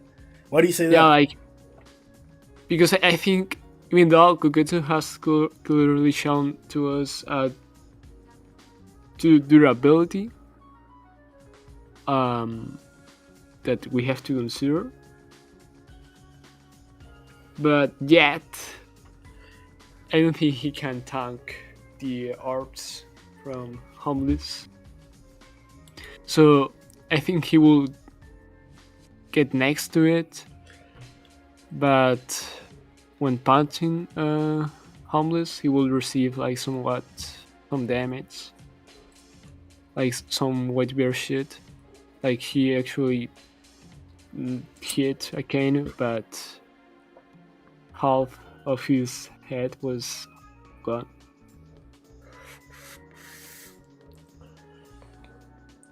So you think Goketsu would try and hit homeless and half of his head would be gone? But he'd hit him. Okay. You got good.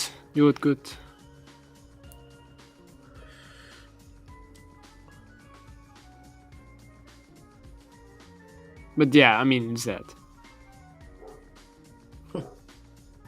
That's it, yeah, for me.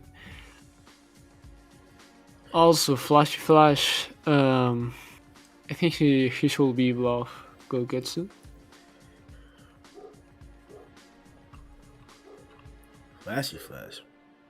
Yeah, we'll see. He's in the same tier, but below. I think it's the proper. What about Darkshine? rank. Bro, it was a huge fan of Darkshine, but But what? he's so cringe this chat. Whole arc, bro. He's been cringe for the whole arc, bro. I mean, even though, like, man, he's so trash.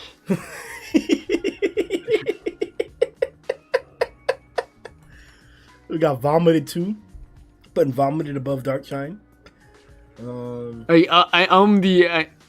I'm on the train, like on the train of the joke of the full confident action. Like I would love to see it, but of course that's headcanon. So Let me see here. So Vomited. so you're going to put Daxon there? I think he's too high. I'm not done, bro. I just moved him down. I moved Darkshine down. Okay. Or Fear.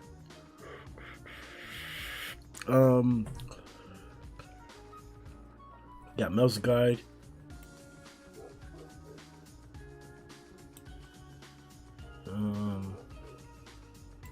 Shit, Oh, what can't- about the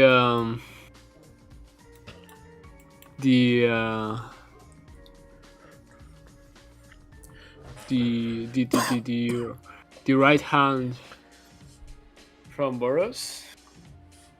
from Boros? Oh, Garugan Soup?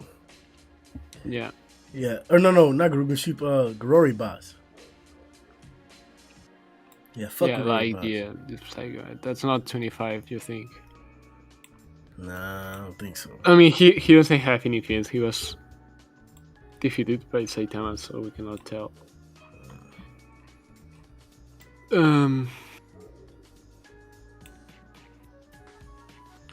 Bro, Carnage Kabuto is not going to make it. You don't think so? You don't really know about that. Not Metal sure, Knight. though. We gotta put Metal Knight on here. Metal Knight. Nah, I think Falsified has to be in 25. Flashy Flash. You think Flashy he's Flash has to above. be top 25? I think he's above Metal Knight. This nigga has Flashy Flash Personally. above Metal Knight. Yeah. That's some faithful sucking you doing. Bro, I'm sure it's also a strange one because I think like he's stronger than Guketsu. Oh, you think Fear is stronger than Goketsu? I mean, Bro, that's a fight to me right there. That would be a whole blockbuster, bro. The martial arts of Goketsu up against the brutality of fucking whatchamacallit, of Fear Ugly. Woo! the thing is that you cannot touch Fear Ugly. So I don't know if you could get to like can punch with the air. But I don't think that's going to make a lot of damage against Fear Ugly. So you really got Flashy above Metal Knight. Yeah, I do. Why do you have that?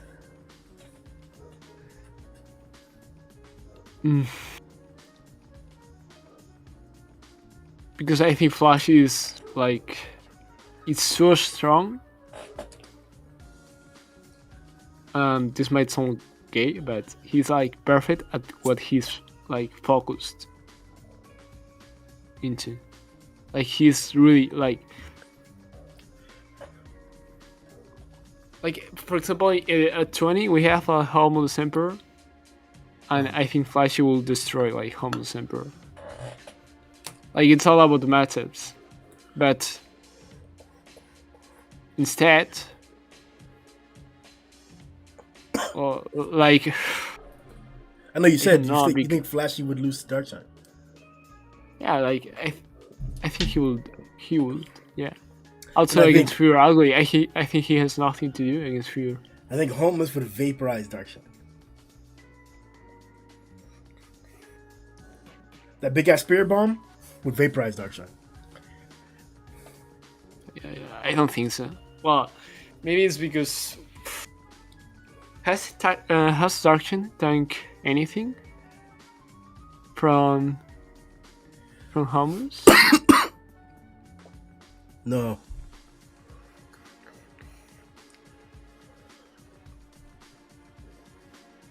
I mean, if swords can tank the orbs, I guess Darkshine can too. That's crazy. This nigga said, if swords can take it, so can Darkshine. What up? What up? Bro, this nigga's been sucking them dark shine balls way too long, man. He still got a taste in your mouth, even though you hate him. Now you're dark side. Zhoniin. Oh, Saitama block that? Dark side can too. Dang. St. Cloak tripping, bruh.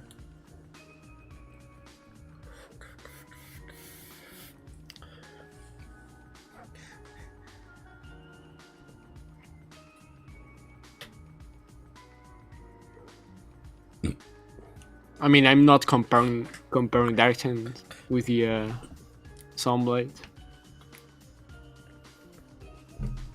but in general, against the swords, is somewhat the same. I think Atomic before the Sunblade would have cut Darkshine's head off.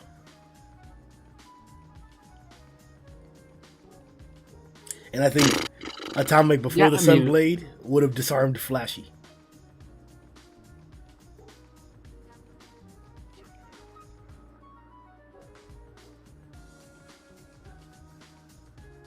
I mean, now he does for sure. Like, he will literally...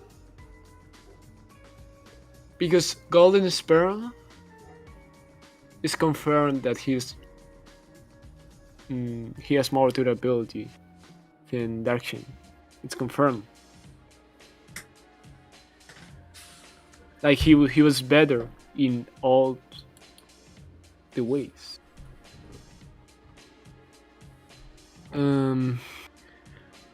Because what about Rover? Do you think like he will incinerate Darkshine?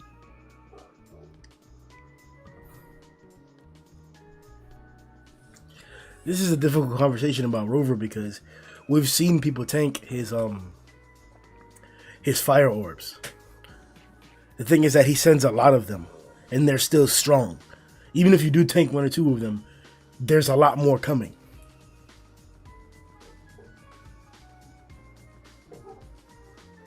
And you have the question of his durability. I don't think half of these heroes, like the reason why EC is up here on this list in 15 spots at 15 is because of his durability. Like the characters below him do not have the ability to get past that. Some of the characters above him don't. Like even Natural Water can't. Rover probably can't. Beefcake is, like I said, is a toss-up. That's why I think maybe sure. I don't think Garou can either. But Orochi, Earthcutter Genos, Sairochi, Tatsumaki, Blast, King, everybody else, yeah, they can get through it. Sure. But right there, those guys right above him and everybody below him, no. Even Atomic.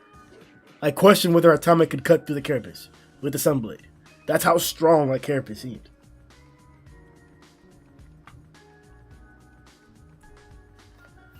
The only reason why I'm leaning towards putting Flashy above Metal Knight is because the strongest drone that we've seen of his is his Metal Knight drone. He said it's his favorite, not the strongest, but that's the one that we mainly see. And the most capable one that we see. It's even the one that he sent after Elder Centipede. So why would he not send his best after Elder Centipede? So... Also... Okay, I know it's Rover. But... Do you really think that... Bank... Or neither Bomb... will lose against Rover? Okay, that's a plot point. They tamed Rover. They didn't beat Rover. On the contrary, when they were boosted up by Tatsumaki and they did one of their strongest combo attacks, what happened? He got right back up immediately. Right back up. What happened when Saitama punched him? He got right back up immediately whenever Orochi started talking to Saitama. Literally seconds or minutes, you could say. Because Orochi approached Saitama after the punch because of the punch. Bam! Big ass shaking noise. Oh, you're the guy who was doing all this shit. Rover, come fight him. And then Rover runs off instead. Like, even from a punch from Saitama, that devastating ass punch, he got right back up. And nobody else is doing that. We haven't seen an attack like that from these other people. Not a physical attack. Sure, the Earth Cutter maybe. Sure, Orochi's, like, core sucking attack. Sairochi stuff, sure. Tatsumaki stuff, sure, but you're not beating on Rover. You probably need that drill cannon for Rover, high key. The Tatsumaki used, you probably need that. Do you think the same can be applied to a not confident direction? No. If he keeps up, that's like tamed. Like you didn't defeat him, but you. Like what do you think? Like for example, okay, direction right now. What's his current state, like status? Like is he knocked down? It seems to be. Okay, because I was going to say if Golden Sperm like did actually scared him, it's not defeating him, but Okay, I get what you're saying. because that's the thing. Like, it's like Pure Ugly, and Melzigard and Darkshans. It's like these characters have one special, or it's like they have all the points in one stat or ability, and that can really affect against other people. So, for example, Pure Ugly. I mean, he's strong, physically strong, but what really makes Pure Ugly this strong is because of his acid. If you take that away, He's as strong as Darkshine. He's not. He is. Darkshine did a super double bazooka as Fear Ugly, and Fear Ugly matched it. And then Darkshine's hands, he started rolling on the ground and screaming as he got acid all over his chest and his hands. And Fear Ugly was fine, standing above him. So that's physically matching Darkshine. One of his strongest attacks. No, his strongest attack. Yeah, but he's not as tanky. Sure, that's fine. Just, sure. You don't need to be, he has vomit on him. Well, maybe, yeah, you're, in that sense, you're right. Maybe Pure Ugly is not the best example, but the thing about Melzigard, and that's why I think people like disagrees a lot about him being 21, and I kinda do too. Like, it's hard to tell because it's like Black Sperm that he has this ability to be to have a lot of individuals. And in this case, for Melzigard, we all know his power, so obviously, if you take that away, he's like his demon. Why would you take that away from a character? Do you take away Satsuki's power? Yeah, I know. Take away Satsuki's speed? Yeah, I know, and that's wrong. But the thing is that depending on the character you put Melzigard against, he's going to last 10 seconds or 20. I'm not necessarily saying like putting Boros in front of him. Like, I think Flashy counters Melzigard. How does he counter Melzigard? Because if you are fast enough to cut him and find his regeneration shit, the ball thing. What if I showed you a panel of Atomic cutting him multiple times very, very quickly and not finding the orbs? Will that change your mind? Will that remove that one reason from your argument? Because I've heard that reasoning in that argument before. And that's just the case. It's exactly that case. That not only do you have Bang, a fast attacker, not only do you have Pooty there and Metal Bat, but you also had Atomic, the fastest attacker. He sliced him up into multiple pieces, and he did not immediately find the orbs. So this thing about people looking at the scenario or the character in hindsight, or after already knowing the secret, can't devalue the character. Okay, that's discouraging, but I mean, I think that was just luck. You think what was just luck? About Melzigard not being defeated by that atomic slash. Because when Bang finds his weakness, he tells the others like, "Oh, the weakness is on his head," or like, well, I don't know where. Oh, he say like, "If you crush this, he's gone." And then everybody starts to get in the balls like with no effort, Metal Bat included. Like, it's not really that hard to find his weakness. Okay, I think you're thinking about the anime, because I'm going to post pictures from the manga of even after them saying that, hey, I know your secret now, that they still aren't finding the orbs that easily.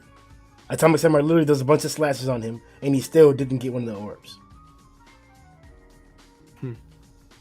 Yeah, the next thing, I posted a panel of the first one, where he says, we found your secret, and then you see a panel of Melzigard being sliced up.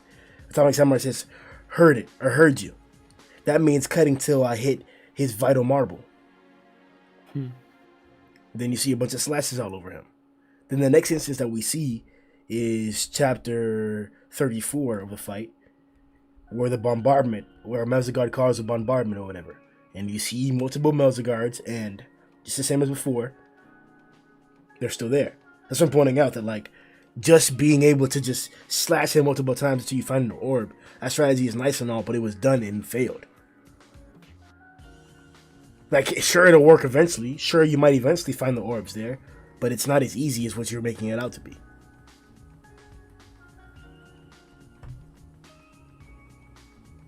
And with a guy like, for example, like Fear, first you take Fear Ugly, like, what's that gonna do? I mean, Pure Ugly, I think it's more like a tough match because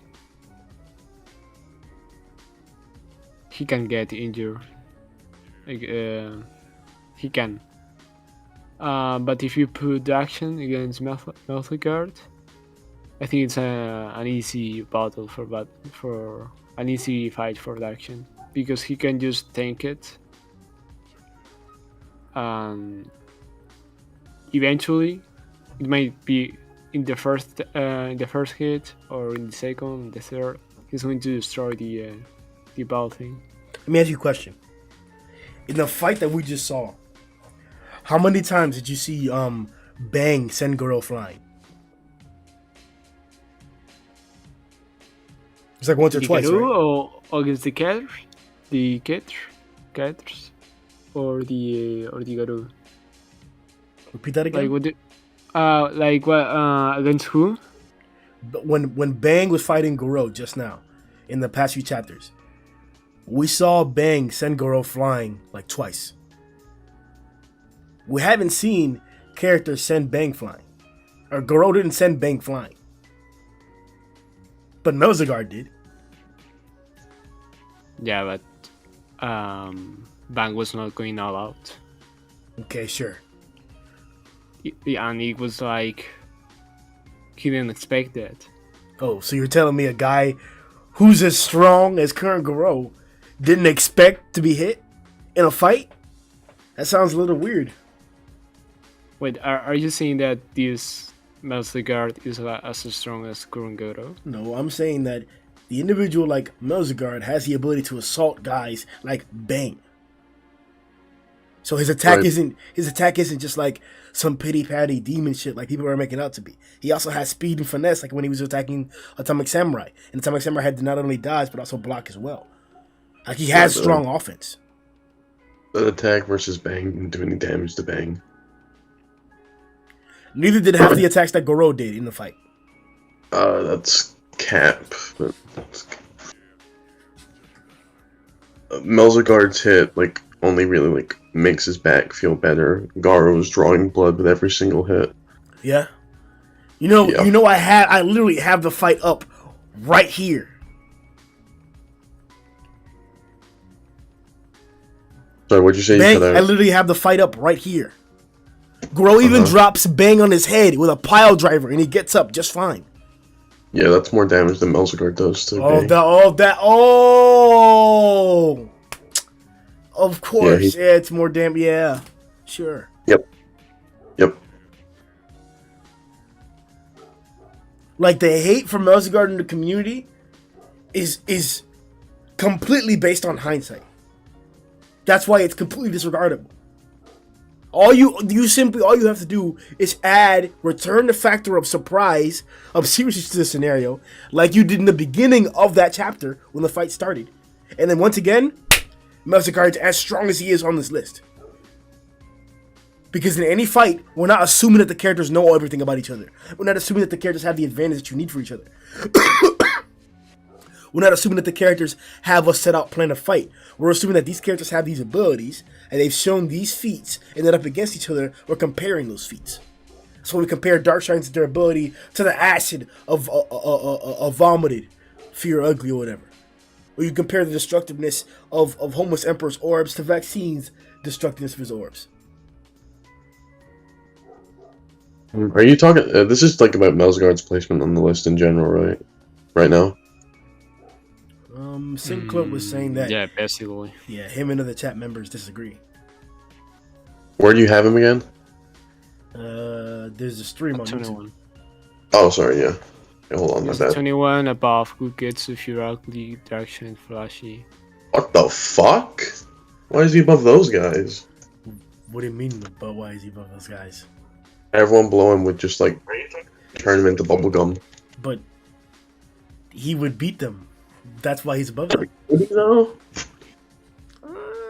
Yeah.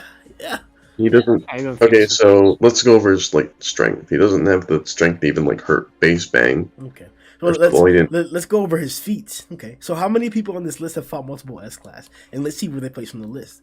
Okay, so Saitama, he could probably fight multiple S class. Number 1, Boros, the same. God, yeah. He gave the power to Homeless to do that. Did it.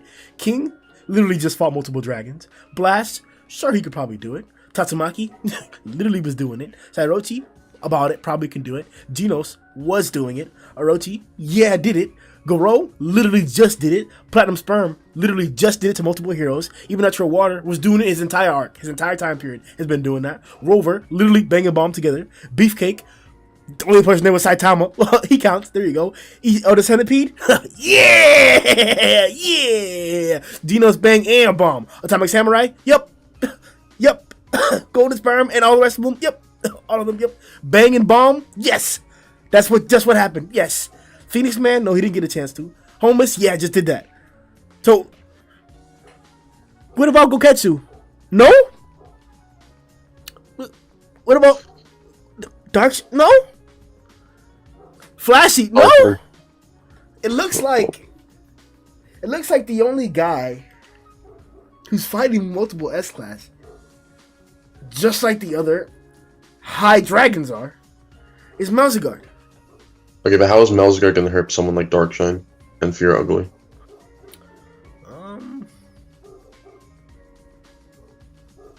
Like, you understand, like, Melzigard's, like, flash is just gonna melt in contact. Yeah, it's just gonna melt every time he hits Fear Ugly. Nah, I disagree. Why do you disagree? Because you can do whatever you want to him, as long as you don't destroy the orbs. You can melt one of his, every single... like in the picture that we have on the stream right there, he has his arm is a blade. I'm picturing Vomited attacks him and throws a punch at him like the super double bazooka or whatever, and he takes it, and he gets some part of his body melted up, and then he counters immediately with those blades and cuts into Vomited, just like we just saw Garou kick through Vomited. Well, Melzigard isn't as strong as Garou, first of all, but second of all, every single time Melzigard is going to hit Fear Ugly, his body's just going to melt. There's going to be more protein for Fear Ugly to keep surviving, so I don't see what Melzigard can actually do to Fear Ugly, to be honest. Darkshine is... We just saw an example of Darkshine hitting Fear Ugly's fist, and it just not melting. He made contact with his fist. Okay, but Darkshine is stronger than Melzigard. And Melzigard is very, very strong. Not as strong as Darkshine, yeah. Sure. But why is the threshold for getting through Fear Ugly's poison Darkshine's strength? Well, it's not. It's like way beyond that. No, it's not way beyond that. Wait, what do you mean getting through his poison? What do you mean? No, he would have. And actually, the method in which you're attacking Fury Ugly also matters. Because as we saw before, Atomic Samurai's blades, who are coming with much more impacting force and shearing force, the important part, shearing force, got melted immediately. Didn't even get to him. While Darkshine was able to make contact and literally go fist to fist with Fury Ugly. So it's not the same consistency. Your method of attacking matters. So me saying that this sharp appendage that Melzigard can form, that he used to attack Atomic Samurai multiple times from above, seems like a plausible attack method. Maybe. Or he can pull out the mallet hammer that he used to send Bang flying. Because that's basically what Darkshine's using, right? He uses his fist, a flat, somewhat flat surface, relatively flat surface, or whatever, to punch. And that's what matches with it. So there's really nothing saying that he couldn't pull out 3 or 4 mallets and start beating down on Darkshine or Vomited Fury Ugly in particular. What are you using to suggest he has the durability to like tank the acid while he's being on Fury Ugly? Durability is probably the wrong word. I emphasize that it doesn't matter if you melt him. Okay, so if he doesn't have durability, he can't damage him because all of his limbs are immediately going to melt as soon as they hit Fury Ugly. That's not what happened to Darkshine. Did you not hear what I just said? I do want to post a panel of Darkshine clashing with Vomited Fury Ugly, his fists touching fists. Because what you're talking about is the example that we saw with Atomic Samurai. That's what we're talking about here. I've made that comparison in both examples. That's why I said your attack method matters. So the specialty of Melzigard is that he has multiple attack methods. He can make mallet hammers. He can make sharp blade appendages. He can make fucking a barrel if he wanted to. Whatever the fuck he wants to make.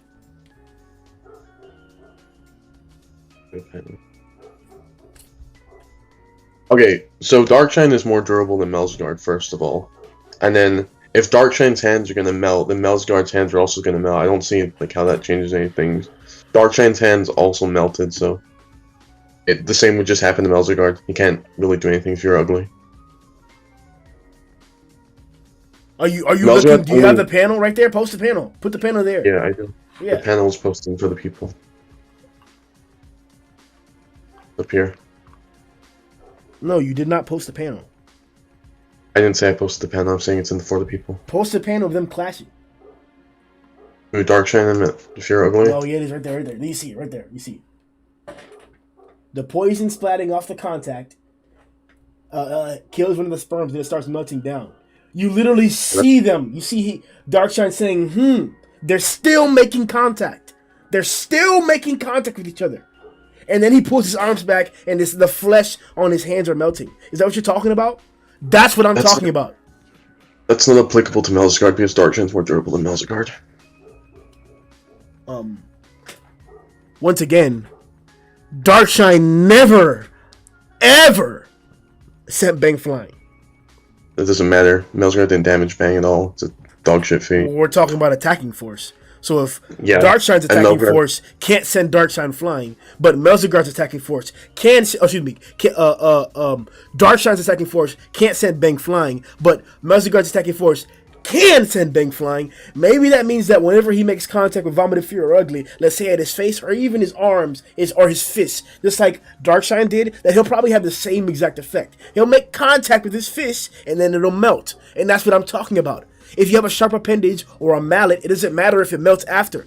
Melzigard's not getting damaged by that melting. He's hitting Fury Ugly because Fury Ugly is still a being underneath all that acid. That's the whole point. That if you punch him, he's still going to feel it. That's why the claim is that Fury Ugly is stronger than Darkshine because he matched his super double bazooka. He doesn't have sufficient force to hurt Fury Ugly though, because you keep bringing up that Bang feat, but he didn't hurt Bang. It's a nothing feat. All he did is send him flying. It doesn't mean anything. He didn't hurt Bang. Why? Do you understand what it takes to hurt Bang? I literally just pointed out that the current Garou, who literally did a pile driver, didn't hurt Bang with a pile driver. And he got up and being fine. So stop pretending like Bang's durability is some trash ass shit or some threshold that you can reach by anybody can reach in order to have any type of credibility. You don't need that. Sending an individual like Bang flying is a feat because he's a defensive specialist. His fighting style was literally emphasized in the most recent of chapters to be specialized for defensive capabilities only. He was an offensive fighter and he derived this style as a method to not use that anymore. This defensive capabilities. And even while employing that style, Melzigard managed to not only hit him but send him flying. Shine, a feat that not even the current Garou or the Dark Shine that we heard about in the past in the Sprawl were able to do. None of them did that, but he did that. So stop pretending like, oh, because you didn't hurt him, that he didn't succeed in hitting Bang. He hit Bang. I'm pretending. Fear Ugly doesn't have the durability of Bang. He doesn't have that. He has enough durability to tank Dark Shine's like full strength, which is better than Melzigard to like not only output but take. But why? Once again, you understand that it doesn't matter what you do to him as long as you don't hit an orb, right? Mm-hmm. Okay. So if I punch you, do you think your face is not gonna hurt? It would hurt. Okay. Oh. Okay.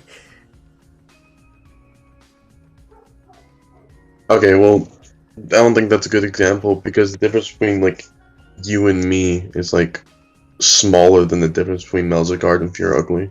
Bro, what you're implying is that if the durability of your face is tougher than the force that I have in my hand, that you just won't feel anything. That's like what, bro? I didn't say that. I just said it would. That's what you're implying, man. Fear Ugly would feel it. It just wouldn't hurt him. It just went.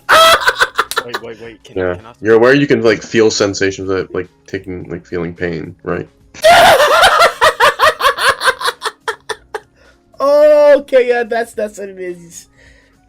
It would be like a mosquito landing on him. That's just.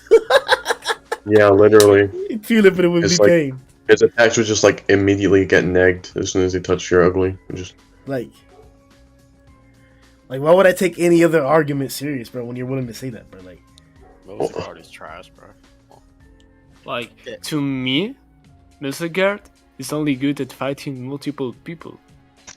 Because that's his ability. It's about fighting multiple people to me. Like, but he doesn't have any, like, special stat apart from that. Like, he doesn't have, like, super strength. What special stat does Bang have? What? What special stat does Bang have? I mean, he's very complete. what do you mean special stat? Like, I mean, for example, in... Okay, I might say that wrong, but what I want to say is that the thing is that Melzigard is for me it's Dragon, but only because he can fight multiple people. But it's not because he is like super strong. It's about his ability. That's what he does. Yes, that's well said. That he's that strong because of his ability. But okay, apart from that, he's not and he's capable enough to for example, injure the action or put a good fight against such an individual characters as Flashy Fast, Darkshine, Pure Ugly. Flashy Flash. The same advantage or the same special ability that you say he has for fighting multiple people is amplified when it's a single person. That's the whole point of the ability. That even when you're fighting multiple individuals, his ability is so prominent that it's still not that much of an advantage for you by having multiple individuals. If you had one person attacking in one way, one time, the entire time, you wouldn't get anywhere. All your attempts would be one added to the pile. Well, if you have multiple people attacking at multiple time periods, you're getting closer and closer to hitting the orbs. Just like you're saying, oh, you're going to hit an orb eventually. Sure, you're right, if you attack enough. And as we proved, you can be attacking him already multiple times and quickly, and you won't find the orbs that easily. That's why I'm pointing out the fact that you saying that Melzigard's special ability, which you agree makes him a dragon, the fact that he has his orbs and his body works like that and his regen works like that, is the reason why he's a dragon. That's also the best advantage as to why he would fight better single individuals instead of multiple individuals like you're trying to claim. And why it doesn't matter if Darkshine has more durability, or if Fear Ugly has poison on his skin, because that's how his power works. It's okay for his hand to melt after he punches you, as long as he actually got to punch you. Okay. Wasn't he getting pummeled by Puri Prisoner and Metal Bat though? Yeah, he's dog shit. And Darkshine is way over them. I'd say AP wise, right? Oh sure. Right. A Darkshine's running through monsters and exploding them and popping Bug God. Mhm. So, what makes you think he wouldn't do the exact same thing to Melzigard? Pop Who's him? getting beat? Yeah. Yeah. I think he's literally swiping. Oh, sure, his that would hand happen. and popped it. Yeah, that would happen. Yeah. So how? And then he would regenerate. Oh no. And then do nothing to he's Darkshine. Exploding. Yeah, everything. Like there's nothing Melzigard can do to him. At Okay, all. this is like another one of those fallacies to where, once again, you think the creep of the characters now represents the individuals in at the beginning of the story being nothing. I mean, yeah, that's how it is in One Punch Man. It is how it is right now. That's Melzigard, but that's not how it is. Boros is in Melzigard's like a- chapter 36. We're not talking about Boros, talking about Yeah, like. boy, that's what the example that we're nautical talking about, dragons. and that's the example that I'm using to argue up against what he just talked about. Well, Boros isn't He's above arguing dragon. that because he saw Blood God get ran through, but that means that Melzigard, somebody who fought a Pooty Oh, they're stronger Pooty than and Metal Melzigard Bag, that you run through. that means that he just claps them. Yeah. Yeah, Well, you yeah. agreed that like Darkshine would just completely destroy Melzigard's body if like every time he takes a hit, right? Sure, let that happen. Yeah, Right. So like, so Darkshine has a means to damage Melzigard, but Melzigard doesn't have a means to damage Darkshine. yeah, he does. What means? His attacks that we just went through multiple times. Didn't do shit to Bang. The shit that we just Yeah. went through multiple times. He cracked his back. Good feet. What else? Bang got right back up like nothing happened. Just like with when Garou dropped him on his head just now, right? A chapter ago. Do you remember that? Been Do pressing you Do you remember that 2 Bang chapters ago when Garou did a pile driver to Bang? The current Garou? Okay. Yeah. Okay. That's So, still more Th- impressive. no. That's my example to negate what you're talking about. How this character fought these individuals at the beginning of the series, and that means somebody at the end of the series would be stronger. That's my negation of that. The current Garou just pile drivered Bang, and he was just fine. The old Melzigard smacked Bang across the field, and he was fine. It's okay. It's okay. Garou drew blood. It's okay. Garou was stronger than Melzigard. What was that? Yeah, literally. This Garou would like grab Melzigard by the scruff of his neck and give him a fucking swirly. It's not a good comparison. Guys, I'm not hearing good enough arguments to move down Melzigard. Right, you- Garou drew blood from Bang. Melzigard just kind of made his back pop. It's not comparable. Come Garou on. did more damage. Who's next? Like what exactly did Melzigard do to the S class? Like did You know, they class. actually- You just got bullied by them. He That's the doesn't thing. scale them. He That's the literally thing. got bullied. His only feat against the S class, like doing something, is like catching off like a mid-air off guard bang, and he didn't do anything. Like Very he can only hold fights because he can regenerate. But Yeah, he cannot his actual really do phys- any damage to His any actual of physical the stats are S-Class. like astronomically inferior to someone like Darkshire. Literally everyone else on this list, if I'm being honest. That's what I meant before. Like he only has this special ability. He only can regenerate or mm, What can Flashy what can Flashy do? What's the only thing Flashy can do? you can clearly see possible him beating like Melzigard, like somewhat. No, I don't mean compared to Melzigard. I mean, what can Flashy do? Does he have a special ability, or does he just kick and slash and Fast. punch? He's fast and he has really technique and damage. Oh, so that's all he can do, right? Yeah, the thing is that Stuff he needs to do. that's the thing that he. Oh, that's all he needs to do. Yeah. Well, yeah, That's literally. Yo, Soup, bro, you been in the chat for months now, nigga. I know the bias, bro. You're not finna sneak in here and think I don't know, nigga. I've been watching you, bro. I know the bias, bro. You have a topic like 16 and stop, bro. I don't know what to tell you, bro. Miles is only good at holding fights. That's it. Yeah, he only lasted that long because of his generation. yeah. His actual like. Which is his power. So you're saying he only lasted that long in the fight up against multiple S class because of his own power? But he doesn't have means to damage Darkshine or anyone on the. Yeah, he doesn't scale to any of them. He just has regeneration. Also, Once they Garou found out the damaged orbs, like they an just killed awakening breath bang, whereas Melzguard failed to damage a base bang. Just want you to know that. Oh, okay. That's why. Oh, yeah, I'll move Melzguard down to 25 then, just because of that statement right there. Like, come on, guys.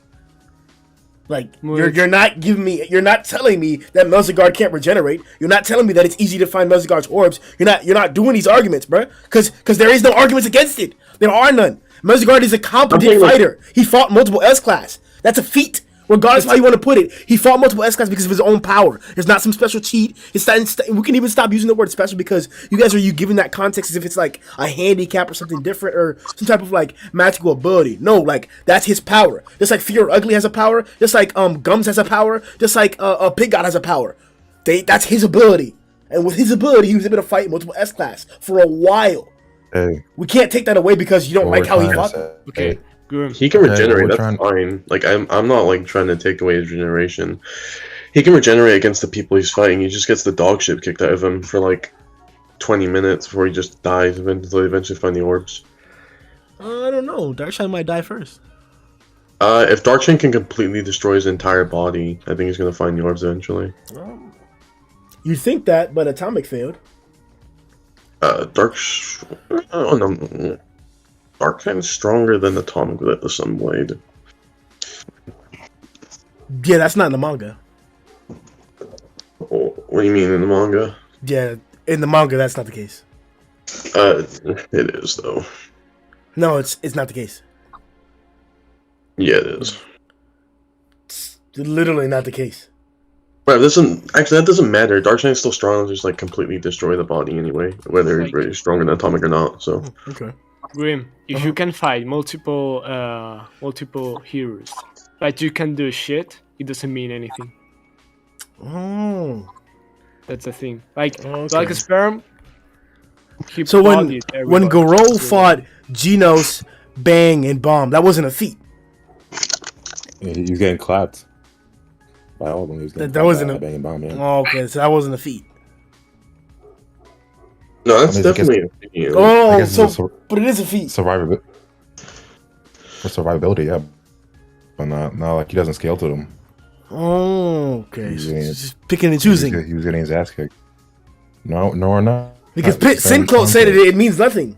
So now it's a survivability feat? I thought survivability didn't matter. That's what Yeah, Dole I know said, what that you're if you can survive as long as you want, but if you don't hit them, what does it matter, right? Well, I said that because Yeah, Melzguard lacks He does. sufficient stats to hurt Darkshine or Fear Ugly. That's what I'm saying. Oh, His regeneration yeah. doesn't really matter if you can't leverage that with actual strength to hurt Darkshine. So Oh, sufficient stats to leverage. Ah, yes. And Darkshine is gonna find the orbs eventually. He's gonna find the orbs eventually. 1 second. Because Mez can't harm him. you Well, said that. one Darkshine second. will- Hold on. Tatsu. Yeah, sorry. Somebody's coming into the chat and bringing in the bot. Please watch for anybody that comes into the chat and leaves. And then Yeah, I saw that earlier. I was wondering what that was. That's kind of weird.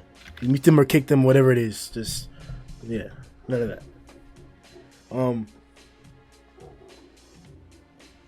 Okay, so the arguments against Melzguard fail. If anything, Well, you did accept one argument that Garou hurt a stronger bang, whereas Melzguard failed to hurt a weaker bang. I think you understand what we're trying to say, Grim. yeah, it's just that you guys aren't trying to understand what I'm trying to say. I heard the argument we hundreds get of it, times it's from all just- kinds of angles, bro. No, I don't think you're really understanding what we're trying to say. Okay, okay, okay. Did Actually, but God probably has more durability than Beefcake. you say God? Beefcake. I'm sorry. That's a non sequitur. What? God's bug. The bug that Okay. production falls. You said you were gonna move Melzguard down because of what I said, right? You said, do you think Bug God has more durability than Beefcake? Oh Was god, I Beefcake didn't say or- that. I'm not going into Was- Beefcake. Beefcake doesn't matter in regards to Melzguard. Well, I'm answering what Mouthguard, Sinclair sorry, said. Mouthguard, sorry. Yes, Mouthguard. I think. Okay. And what happened? I think it got one shot, so it's probably going to be the same here. It's like Oketsu would too, right? Yeah, Sinclair? exactly. Like literally everyone on this list would. Yeah, exactly. Now you're seeing it, Grim. So We're let me going ask you. through Let me ask you a question, Sinclair or anyone else. Who do you think hits harder, Bang or Goketsu? See why that matters? Question mark. Because Melzigard doesn't have the durability to take either hits. Hold on. Who hits harder, Bang or Goketsu? I'd probably say Goketsu. Wow. Oh my. Jesus. He has more AOE, but It doesn't it's like better matter than though killing. again because Melzigard doesn't have the durability to take Oh, either hit. Any. All he has, okay, like he has regeneration. Yes, if he got hit by those two, sure, he could like regenerate from the first hit or whatever. What? But like, Why I'm would he just not saying, regenerate yeah, from the second hit? because they why would would he just not keep regenerate from the attacking second until they hit? find the orbs. They can just like keep Oh, attacking. so you. multitude of attacks. Okay, like Atomic Samurai did? I posted a panel of that. Oh my god. Okay, yeah. Stop pretending, bro. Matter of fact, we're moving on from this argument. He's not moving slots because you guys failed. You're not saying shit. Well, yeah, I didn't. Well, actually, I didn't fail. You said you were going to move him then because I provided a sufficient argument. Yeah, sufficient argument to move him downward, like as in like higher up in the list, a better slot. Huh? Yeah, Higher? Why would it be higher? yeah, because you're shit. Damn near homeless could probably bombard Muzzagard and still not destroy any orbs. Homeless would. That But Melzigard. it doesn't have always to be hard to find the ball So- thing. Say again. So the arguments doesn't don't matter. You can just dismiss them as like. It doesn't always have to be Okay. hard to find the ball thing because even though Atomic Samurai had to do multiple attacks to destroy the weakness of Melzgard, Bank and I think Metal Bat, it was really easy for them to find this weakness. It doesn't find have to this be ball. hard. It was easy for them to find the weakness, but they didn't do that. There was 4 of them attacking him, and they didn't find the weakness. What are you talking about? But sometimes it can take like maybe multiple attacks to find this weakness, and sometimes it can be just one shot. Oh, yeah. Show me where one shot would find that. Show me. Stop, yeah, we're moving on from this, bro. Y'all niggas are top tier skilled pretenders, bro. Like, top of the list, thing. man. Y'all niggas got Melzigard's degrees in good. pretending, man. Melzigard would lose the hero under Garou. Just want to say. There you have it. wait, what did you There you say? have it, viewers. The bias. What did you say, Dom? The underlying reason for their arrival. All Sure right. thing. So I'm gonna reevaluate the list before we head out Mhm. for this year's top 25 Christmas special. Like that.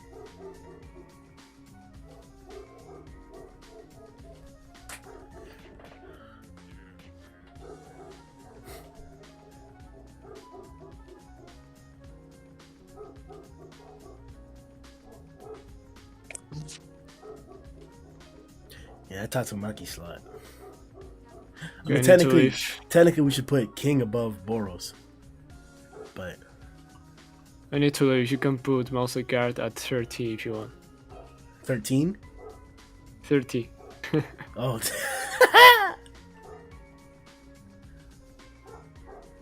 yeah, let me go ahead and do that. Especially with King's recent performance, for sure. At number 1 if you want. Damn near.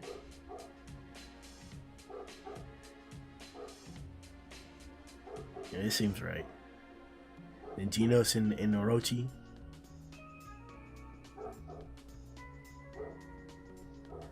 Garou and Orochi is where I start to get iffy. Platinum Sperm. Yep. Even Natural Water, yep. What if... Should Even Natural Water be above Platinum Sperm?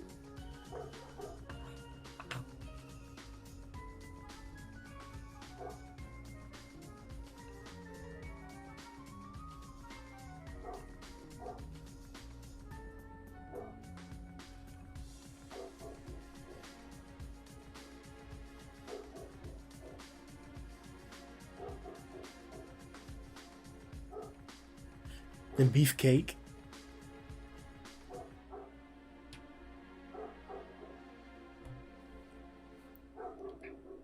Oh. And we should put even out your water about Platinum because he lasted longer. Nah, we'll leave him.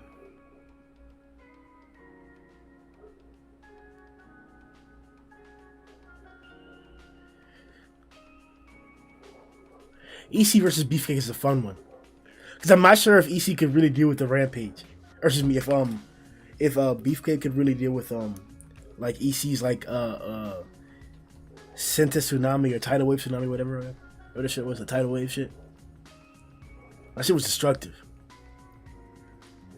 But that hole that Beefcake dug into the ground, bro, when going after Saitama was devastating, bro. If anybody's getting through EC shell, it's that. Maybe Atama could get through EC shell, but I don't think so. Get the banging bomb scenario there. I'm really thinking about moving Fetus Man down. But I think he should be able to evade a lot of Homeless's orbs, but I don't know how well he should help. If he could like take them head on. With that penguin form, was good. The Melzigard Goketsu hate right there. I honestly want to move Homeless down. Homeless can Goketsu. But that big ass bomb he did, shit. I gotta see Goketsu dodging it though. But if he gets hit by it, yeah.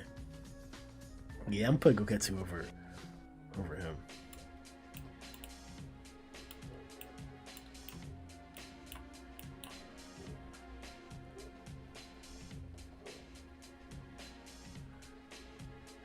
Fear on Homeless, yeah. Fear Homeless would have eviscerated or should be Homeless would have eviscerated Fear. Saw Fear over Darkshine and Flash right below Darkshine. Yeah, it's pretty much straightforward until you get to up there. And then right here is iffy too. In regards to like debatability. How people feel about it on each side.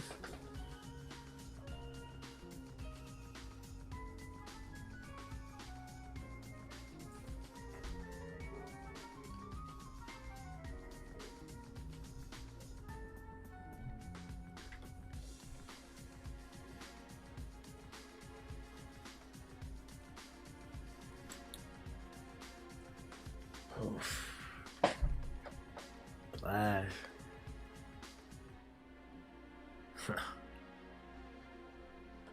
No Metal Knight, huh? Metal Knight couldn't touch EC, man. Yeah.